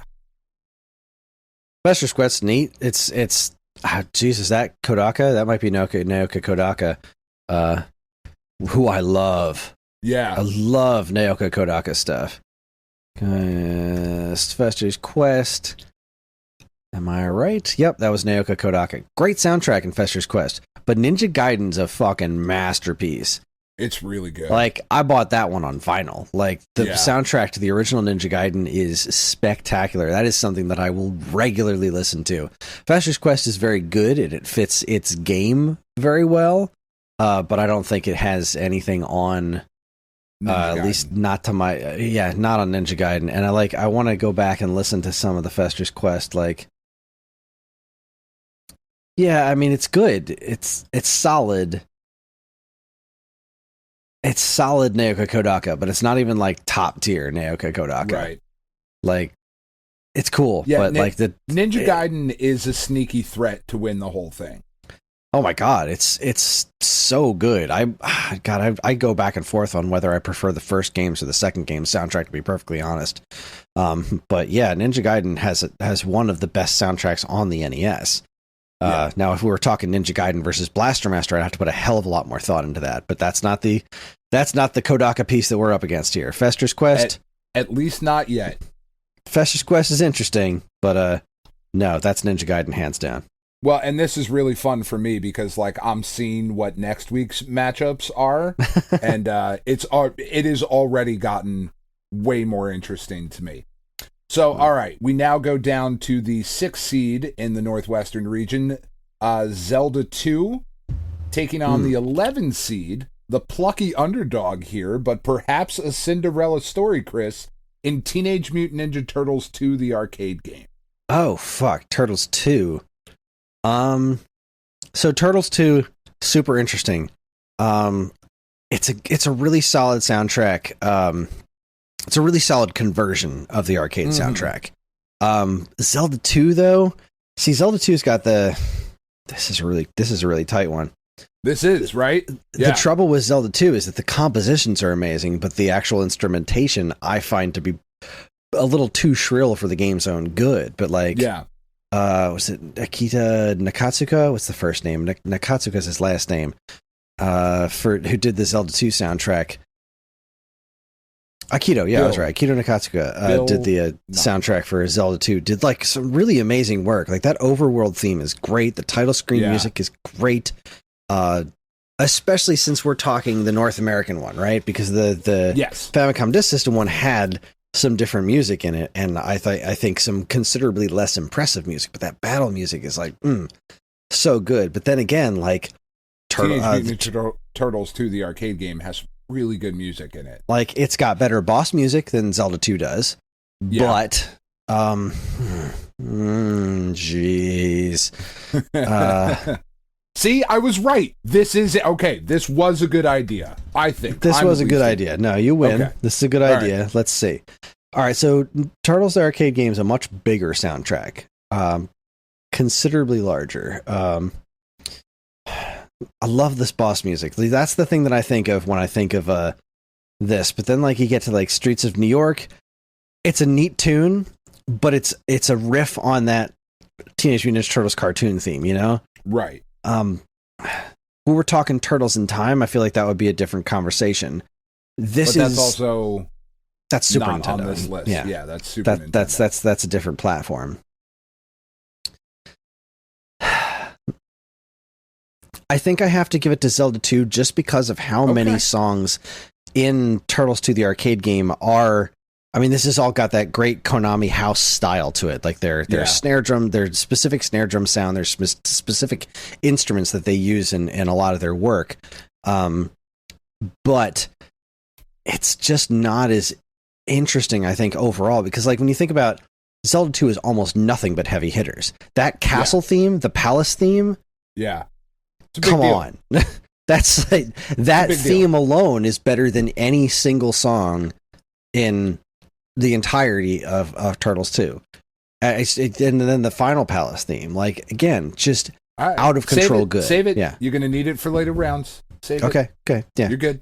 Zelda 2 I wins agree. I agree. I felt like I needed to justify that one because like we're talking big number difference. Like the Turtles 2 soundtrack is what, 24 tracks, and Zelda 2 is 7 or 8. Oh, it's more. That's 14. That was 14. Oh, more than I remembered, but. Oh, a lot of her jingles, you know, you got Level Up and Palace Clear. So it's a handful of jingles, like actual songs. You're talking the title, the Overworld Battle Town, Palace, Final Palace, Inside a House, the boss music, Dark Link. It's got to go to Zelda 2. All right. The 7-10 matchup that we have here is just an absolute bloodbath. It was nice of Jackal, the 10 seed, to show up. But taking on Castlevania 2, it just never stood a chance. Oh man, you're pitting Konami versus Konami on that one. Sure, but oof. It's just the way it fell. I literally went in order of the top 64 games and went 1, 1, 1, 1, 2, 2, 2, 2. That's just what I did. I mean that Castlevania 2. Without question. Yes, you're right. It's Castlevania 2, but like, don't minimize the soundtrack to Jackal. Because again, Jackal's dope. We're talking that like Konami house style sound. I love the sound of classic Konami NES stuff. And it's not their finest work, like by no stretch, but there's some really, really solid tracks in there. But fucking Castlevania 2, man. Silence of Daylight. That's all you need to hear out of me. Love that song. You're gonna have a hard time next week. I apologize. All right, our final matchup in the Northwest region. This I think I know where you're gonna go with this one. I would be willing to bet money of where you're gonna go on this one. But the 8 seed Adventure Island taking on the 9 seed Batman the video game. Batman, without question. Yeah, not even close. Yeah. Oh, look, Adventure Island for NES is a neat game, but it's but we're talking soundtrack. Yeah, again, it's like okay, it's all right. I'm trying to even look up the original Adventure Island soundtrack. There it is, Hudson's Adventure Island. I haven't listened to this soundtrack in forever, but it's like it's good, catchy stuff, right? This is some really nice classic Hudson. I don't think it's the same music as Wonder Boy. Like I do think this has either. I do think the NES game has some unique music, and it's solid stuff. That Batman soundtrack is fucking nuts. And there's your Naoko Kodaka, if I'm not mistaken. That was I would not imagine that you are. That's Naoko Kodaka and Hara Nobuyuki. I'm not less familiar with Hara Nobuyuki's work, but Naoko Kodaka, I'm 90% sure, was on Batman. Batman the video game, 1989 for NES. That was primarily Naoki Kodaka, and like that is like his Fester's Quest work. Thumbs up. This is like this game's even just the streets of Gotham City. You don't even need to go any further than just the streets of Gotham City. That song is a killer. Oh, I'm excited this is going well. All right, we are moving over to the Northeast region. Again, just in an absolute bloodbath in this first matchup. The number 2 game on IGN's list of any top 100 NES games, The Legend of Zelda, our 1 seed in the Northeast region, taking on the 16 seed in the Northeast region, Kung Fu. That's not even fair. It's not. No, it's a Kung Fu's entire soundtrack is I know. That's the whole soundtrack. And that's the thing, like, as I'm typing this up, I was like, wow, that's just not even a conversation. It's kind of silly to even put it on there. But I didn't want to start picking and choosing of like, okay, well, I'll just move down a number. This is the top. I just picked the top 64 games on their list.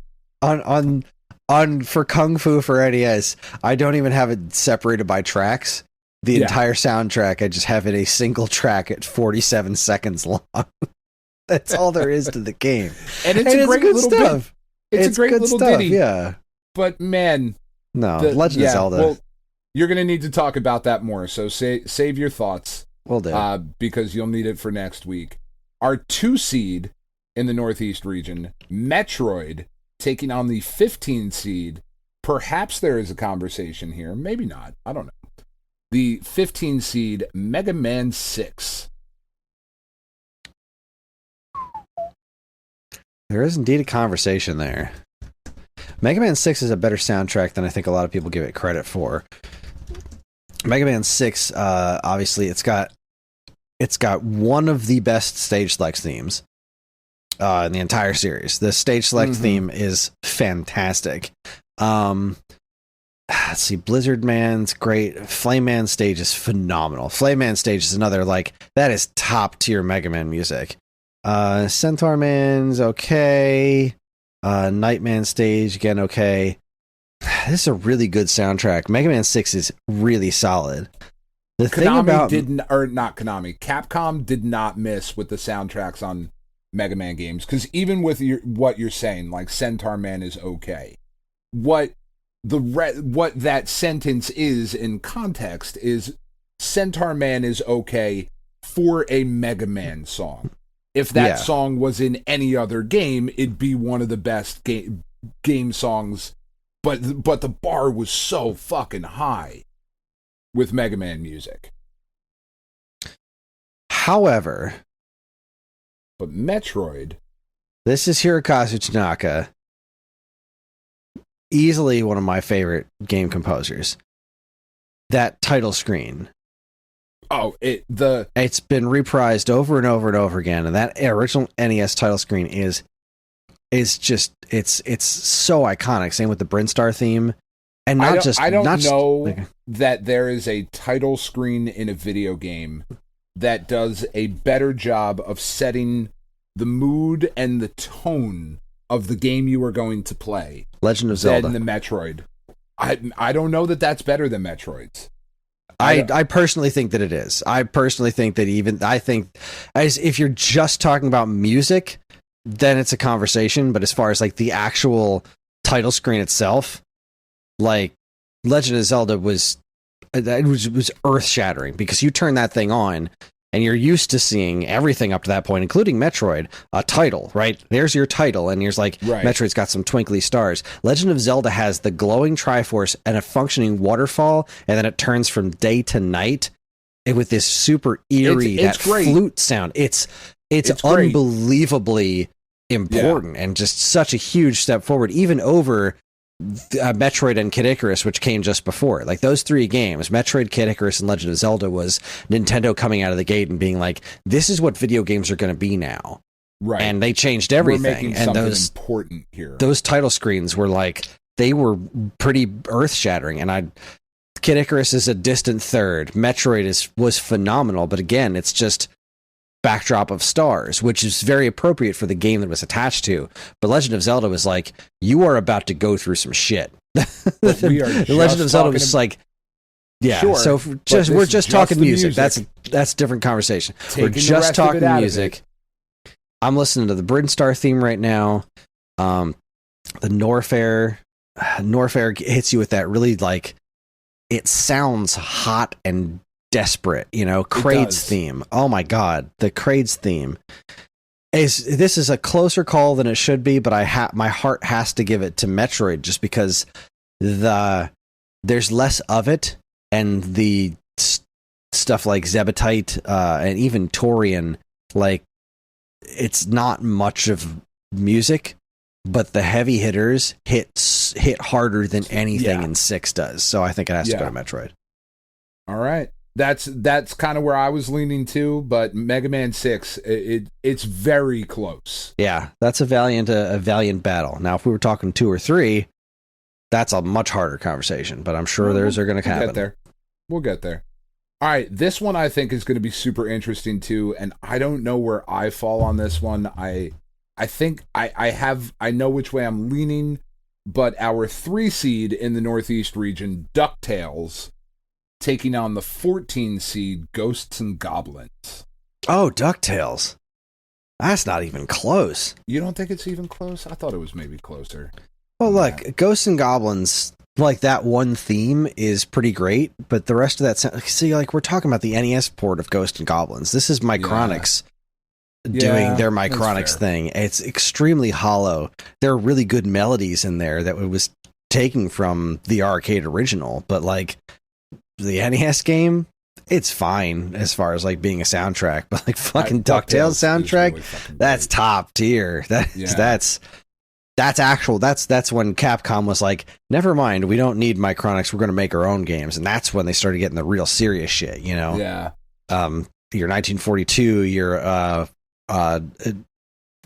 whatever the fuck game we're just talking about that I've already forgotten the name of, Ghosts and Goblins, that kind of stuff, like, no, that's just all right. Not even the same league.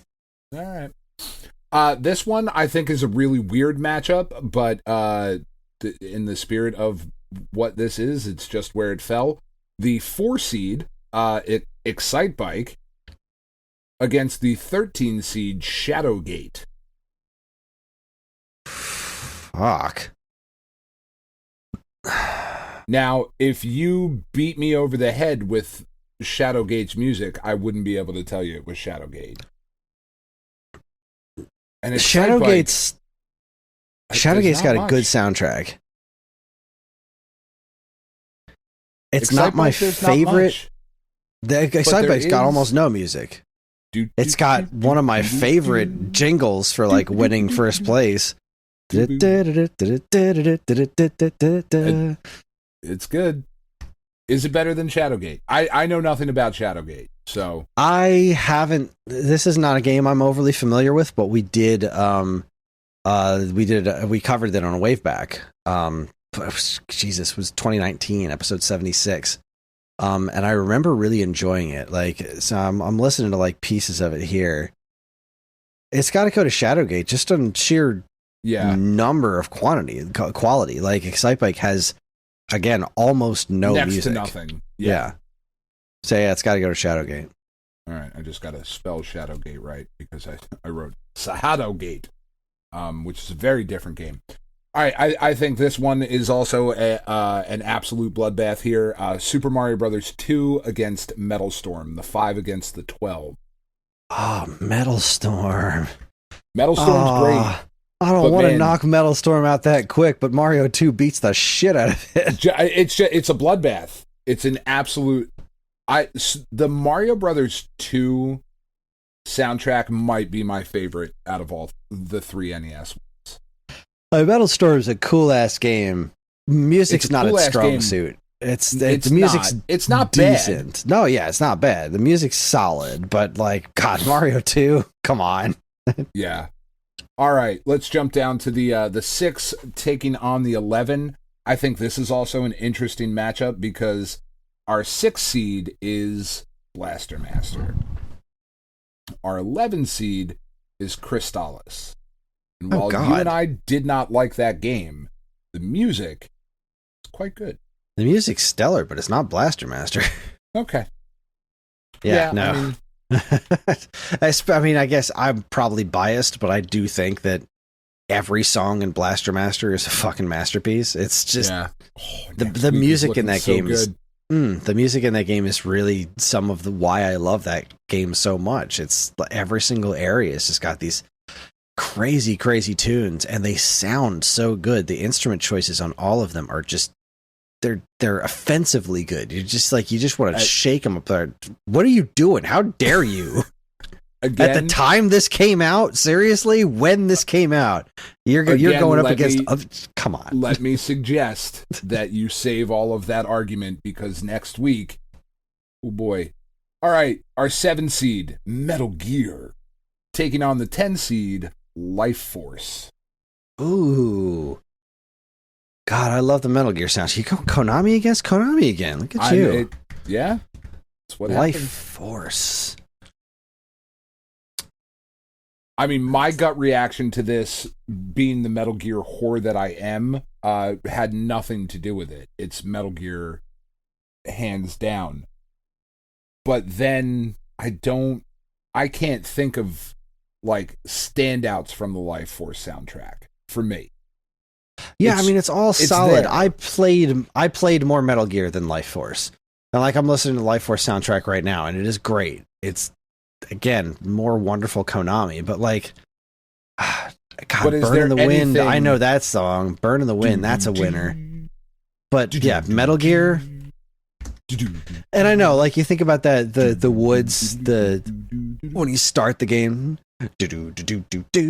like, that's great. But like, man, once you get to Outer Heaven, the indoor song is so perfect. That so killer bass line. It's just, This might be the nerdiest episode we've ever done. Yeah, I'm very happy with how this is going. All right. I love it. Yeah, Metal Gear. Metal Gear's the pick. All right. No offense to Life Force. No, sure.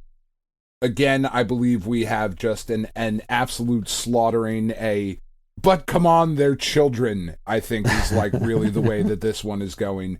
The 8 seed Mega Man taking on the 9 seed Gradius. Or Gradius, however you want to say it. Gradius, refresh my soundtrack. So we're talking Mega Man 1. Yeah. But come on. And Gradius 1. Come on. This isn't a conversation.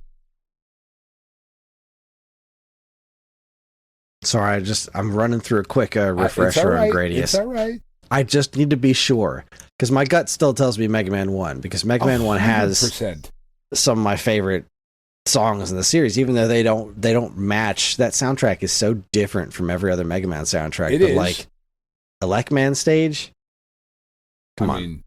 Elecman Stage is one of my favorites. It's just one of my favorite video game songs. I listen to Ollie's cover of that all the time. I listen to a great OC remix cover of that I listen to go to sleep at night. Like, it's so good. Bomb Man Stage. I mean, I've already typed Mega Man, and I don't really much care what you have to say. I went through. I went through Gradius. I'm still typing Mega Man. I went through Gradius. Gradius is such an important NES game. It really is. Huge. But but that's not what we're considering its time. But the soundtrack is definitely not. This is not Konami firing on all cylinders yet when it comes to the soundtrack. It doesn't have that distinct sound like Life Force. Soundtrack wise, I think tears this one in half. Yeah. No. Yep. Mega Man. It's definitely Mega Man. All right, that wraps up the Northeast region, creating just some fucking chef's kiss matchups for next week. Oh, I'm very excited. All right, we are jumping down into the Southeast region now, where we have the 3rd overall game on IGN's top 100 NES games list, the original Super Mario Brothers, our 1 seed in the Southeast region, taking on the 16 seed Gargoyle's Quest 2. Oh shit! I'm not overly familiar with Gargoyle's Quest 2. Because, nobody is. Because nobody played that fucking game. It's like one of the rarest NES games. To a Game Boy game on the NES at the end of its life. Or like end of its life at Jace, right? Like, it wasn't exactly the end of its life, but a sequel to a Game Boy game featuring it's fucking 1992. Like, yeah, that's it. Super NES was out, Genesis was 89. Like, come on. Geez, I don't I don't know this one all that well.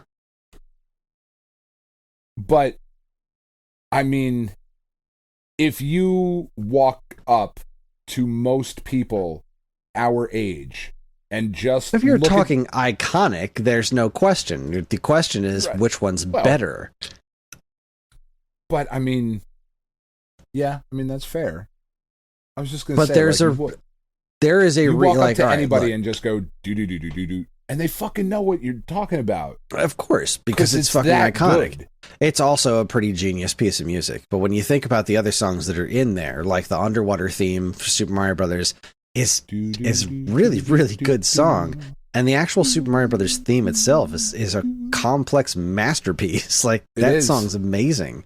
And that might be the most important piece. And I know that's not what we're talking about, but it actually might be the most important piece of video game music ever written. Because that is what reintroduced the world to video games. I'm listening to the Gargoyles Quest 2 soundtrack right now, which is quite good. But I don't think there's anything here that stands up to just the pure genius that is the Super Mario Brothers theme. So yeah, I think it has to go to Super Mario Brothers. Yeah. It's a conversation to be had, maybe if I listened to it and really studied it properly further, but we don't have that kind of time, and I got to go with my gut. My gut says Super Mario Brothers. Yeah, that seems fair. All right. Good music, though. This next one I think is maybe interesting. I don't know that it is, because I'm not... No, I actually don't think it is. I'm just trying to sell it. Our number 2 seed in this region is Mike Tyson's Punch-Out! However, it is taking on the 15 seed Rygar. Just music. Now,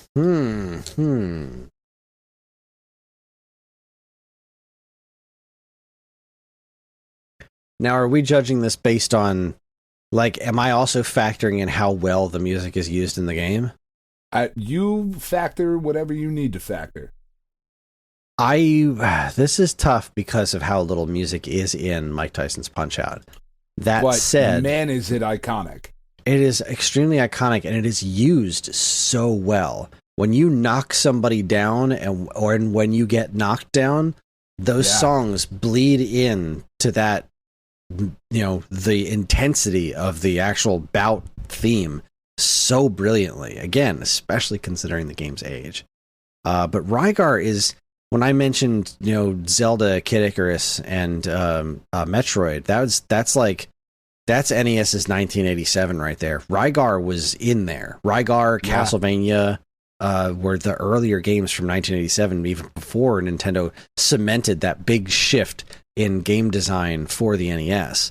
And Rygar is extraordinary, but Rygar only has, I think, a couple of extraordinary songs. Like, there's that one... like that. That's the Rygar song.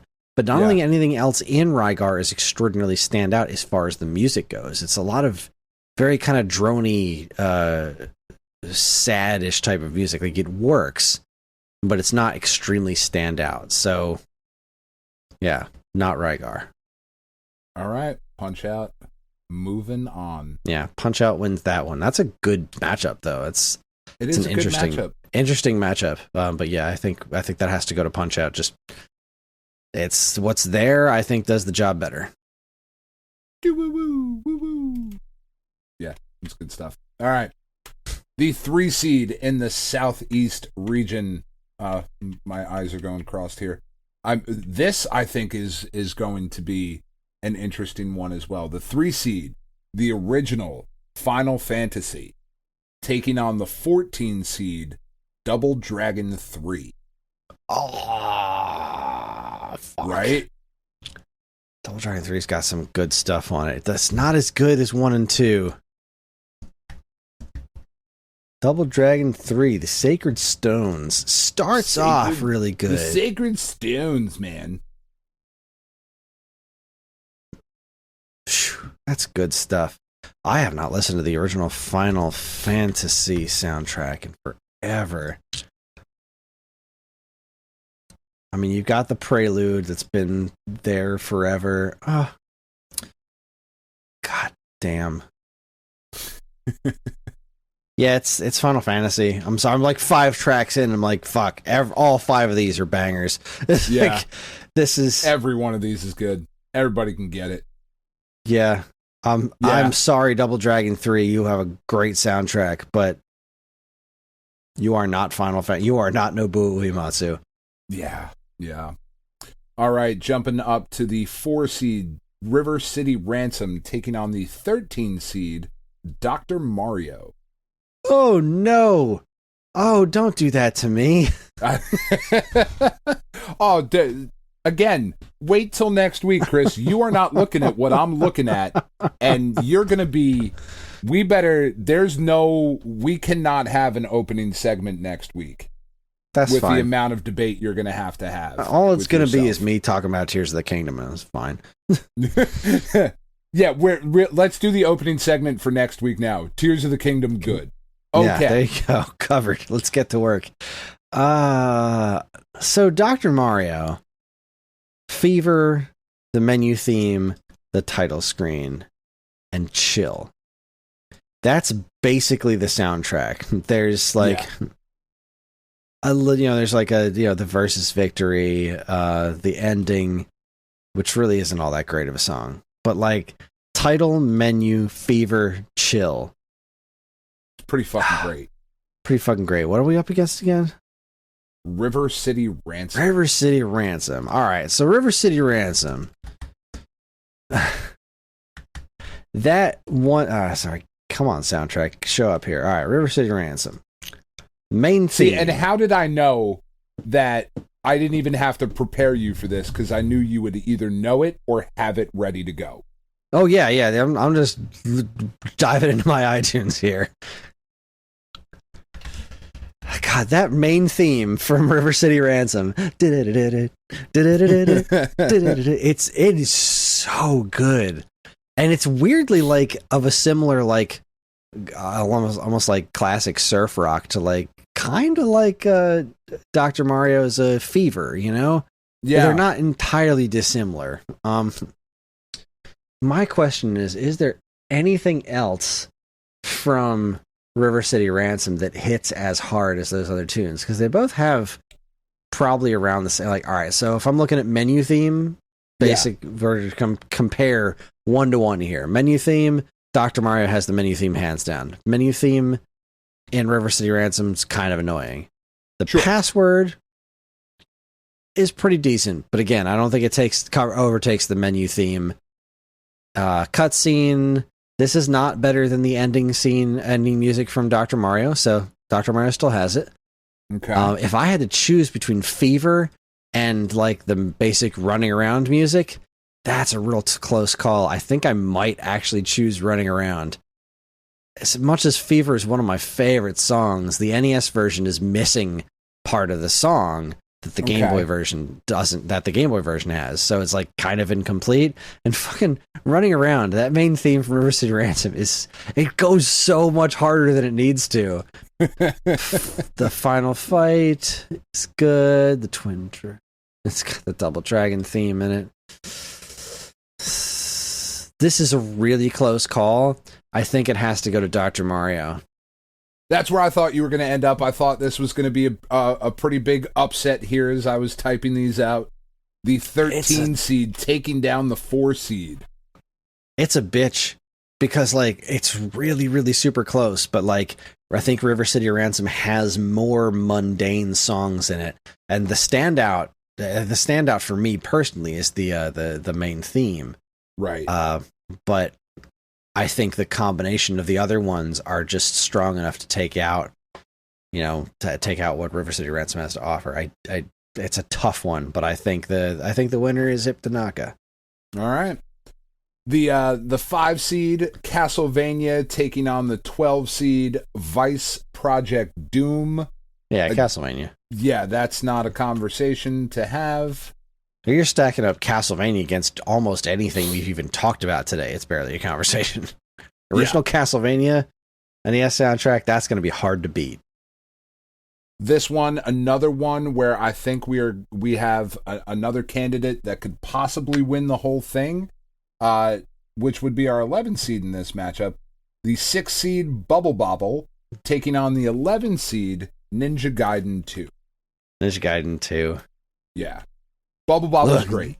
That song's one of the most iconic songs in the whole damn system, but like that's all it has. But that's it. You got one great Gaiden song and a couple of shorter ones. Ninja Gaiden 2 is like, that's another one I have on vinyl. That's outstanding. That is a collection of that. The music in that tells so much of the story.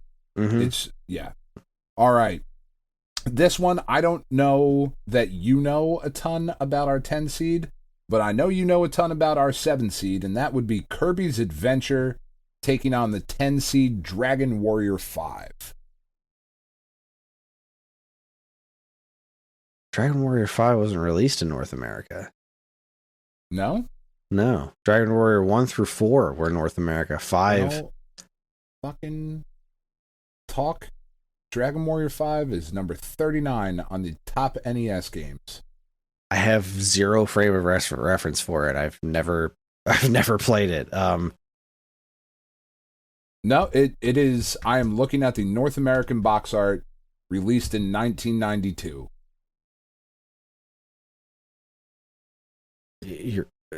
Dragon Warrior. Or no, it says Dragon Warrior 4 on the box art. They wrote Dragon Warrior 5. Yeah, I was going to say, it's Dragon Warrior 5 4. did not come out in North America. Yeah. I'm not looking, till the DS one. Okay, yeah. I'm looking at the box art. It says 4. The title, though, says Dragon Warrior 5. Is that a weird, like... No, it says 5 all throughout, or 4 all throughout their fuck. Okay, they just fucked up and I didn't double check it. So, Dragon Warrior 4, I still don't think it makes any difference. Yeah, what was it up against again? Kirby's Adventure. Yeah, no. See, the thing about Dragon Warrior is, it's got a really great main theme, and at least for my money, most of the other music isn't like really great. It's fine, but it's not Final Fantasy for that reason. Like, yeah, and that was one of the things that held it back from being Final Fantasy in this country for so long. I would imagine so. Probably, the weird marketing for it. They kept trying to sell it as something that it wasn't.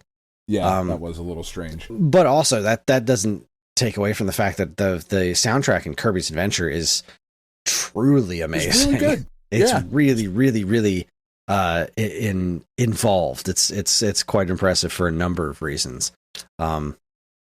Especially that final boss music is like, wow. So yeah, Kirby's Adventure. All right. Sorry, Dragon Warrior 4. That brings us to our last matchup in the Southeast region. I don't think this is going to be a competition, but maybe you know more than I do. Our 8 seed Micro Machines taking on our 9 seed, a game I actually... it's one of those ones that I haven't played in so long, but I know you love. I'm going to go back and I think try and do it again this summer, and that would be Star Tropics. Oh, yeah. Look, Micro Machines is a surprisingly good game. It's a surprisingly good game with a decent soundtrack, but it's not Star Tropics, right? There's not much to it. There's like a handful of like ditties besides the title screen and the menu music, and then there's a handful of like kind of obnoxious ditties. Star Tropics is a great soundtrack, so yeah, that's Star Tropics. That kind of, it doesn't blow it out of the water per se, but it definitely smacks it over the head and steals his lunch money. All right. Well, we now go into the Southwest region with the 4th best game on IGN's Top 100 list. This, I think, is going to be perhaps the most difficult, and unless I am misremembering, which I am now tired, and my back still hurts, so maybe I am. Because, again, old. The number 1 seed in the Southwest region, fucking Mega Man 2. Taking on the 16 seed, Iron Sword, Wizards and Warriors 2. No. This, I think, is the most difficult. There's one other matchup in here that I think is really hard. This one, I think, is the most difficult one to pick. It's Mega Man 2. It is, right? Like, because that's my gut. But I don't Mega Man know 2 that's takes right. it. I think Mega Man 2 takes it on numbers, right? So this is Okay. David Wise. I'm not really, really fantastic stuff. There's a certain degree of unfinishedness to some of the music in Iron Sword. Also, a lot of it gets reused. Okay. So the Mega Man 2 has it on diversity. Mega Man 2 has it on boss music. For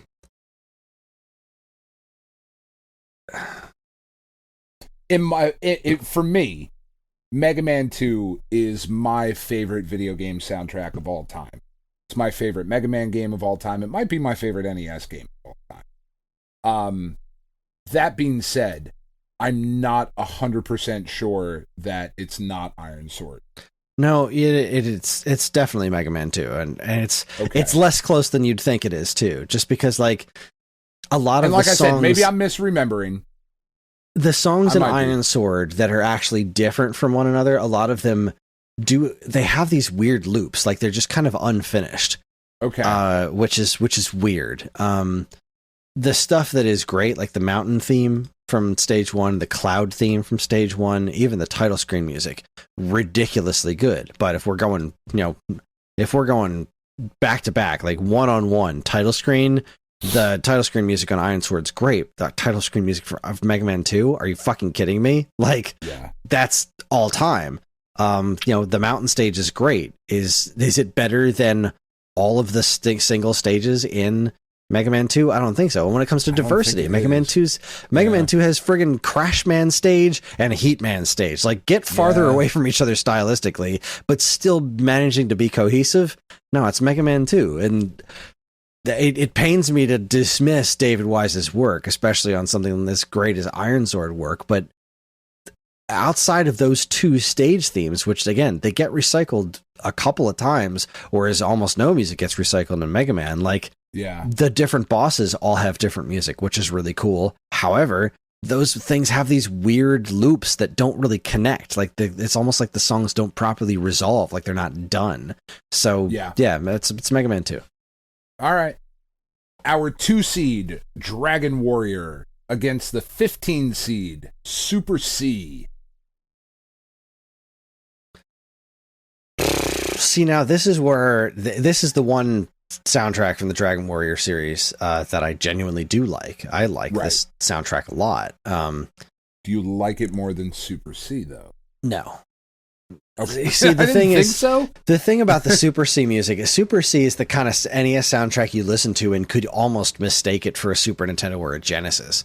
Super C's soundtrack is like, it's just one of those things where you just look at Konami and be like, what the hell did you guys do this? What are you thinking? You didn't need to do this. Like, you didn't. It was a sequel to Contra. You didn't need to do this. You just did because you're awesome. Yeah, Super C's got an amazing soundtrack. And as much as I like the Dragon Warrior soundtrack, no, Super C takes it. All right. Well, how do you feel about our 3 and 14 matchup?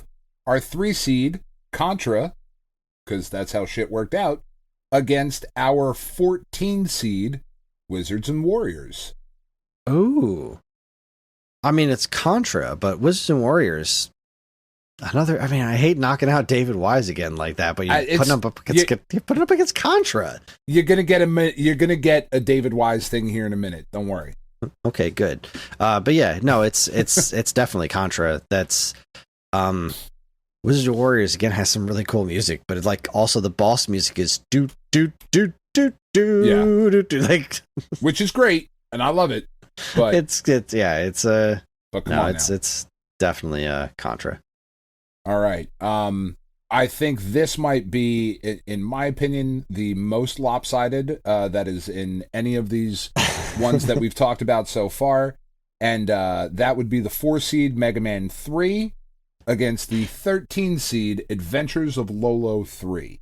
It's just not even a competition. It's Mega Man 3. It's, 100%. I don't even have to say it. Okay. But I'm gonna, because I want to. This one, man, when the chips fell as they did, I was really interested to get to this particular matchup.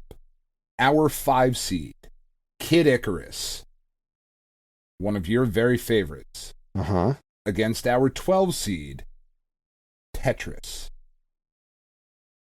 Wow, what an interesting matchup. Right? You've got 2 small soundtracks. Small, yeah, like couple of tracks. Really. Here's why it's Kid Icarus, because the NES version of Tetris doesn't have the Tetris theme in it. Yeah. The NES version of Tetris has, it's something from Nutcracker. I don't remember what exactly the song was called. Yeah. It's got the but song, it doesn't have the Tetris theme. But it doesn't have the Tetris theme, so therefore, like, Kid Icarus kind of takes it just by default from having a bigger soundtrack and a more diverse soundtrack. Like, that Dance of the Sugar Plum Fairies is good, but it's Tetris. Yeah, I mean, I thought it was Kid Icarus, but I was. If it was the Game Boy Tetris one, that's a very different conversation. But I don't think if you don't have that Tetris theme with, I can't remember what the name was called, Cobra something. I don't remember the name of it. Yeah. But if you don't have that theme, then you're stuck with Type B. B type music is great. I love that song. Sure. I think it's a wonderful tune, and it works so well in the game. It just and this one doesn't even have the good Type C either. The NES version of Type C is this like weird fluty sounding thing, whereas I love Type C on Game Boy. Like Game Boy's Tetris soundtrack is so much better than the NES one. Yeah, no, it's Kid Icarus by a fucking mile. Okay, all right, going down to our I have no idea. Our 6 seed Blades of Steel against our 11 seed Klax. Oh, Blades of Steel for sure. Okay. I'm trying to remember Klax's music. Fuck. God, I haven't played Klax in forever. Their competition next week, so it doesn't really matter. Ultimately, I don't think, but what do I know? Klax doesn't have a ton of music. It also has the benefit of being a fucking unlicensed Tengen release. Yeah. It's fucking Blades of Steel. God, Blades of Steel has such a good soundtrack. I mean, the Game Boy one went ridiculously hard for no goddamn reason. But even the NES one, like, again, it's almost no music because the matches themselves are silent. But the songs that are there, like, God, that fucking Select the Team song is so good. It's so good. Yeah, it's Blades of Steel. It's very good. All right, this one I think is an absolute bloodbath, but an upset bloodbath by a candidate that, I mean, man, I'm very excited for next week. Our 7 seed Baseball Stars losing just handily to our 10 seed Battletoads. Oh yeah, Battletoads for sure. Yeah. Say you're going to need your Battletoads arguments. Save them for next week. All right, and here you it is own that on you. vinyl now. I do. It's so good. You know too. exactly how good that soundtrack is. Oh, it's so good. That ending bit is weird though, where it just keeps repeating itself. You were correct. It doesn't skip at the right spot. This is swing and a miss, guys. You didn't do it. I see what you were going for, but you needed to move that dot a little bit because that doesn't skip to the rhythm. But anyway, all right. This I think is maybe the easiest choice you've had all night. And man, yeah. Anyway, I'll save that for next week. Our 8 seed Snake, Rattle, and Roll taking on the 9 seed Fawzanadu. Oh, Snake, Rattle, and Roll. Not even close. Yeah, Fawzanadu's got some cool music in it, but damn, come on now. Snake, Rattle, and Roll soundtrack is unreal. And that's David Wise, right? It sure is. Yeah, there's your David Wise. So is Battletoads. Oh, yeah. Oh, fuck. Yeah, it is. All right. I forgot that was David Wise. Anyway, we're done. Because it's so fucking different, right? But that guy can he can do all kinds of different styles. Oh, fuck yeah. Snake, Rattle, and Roll.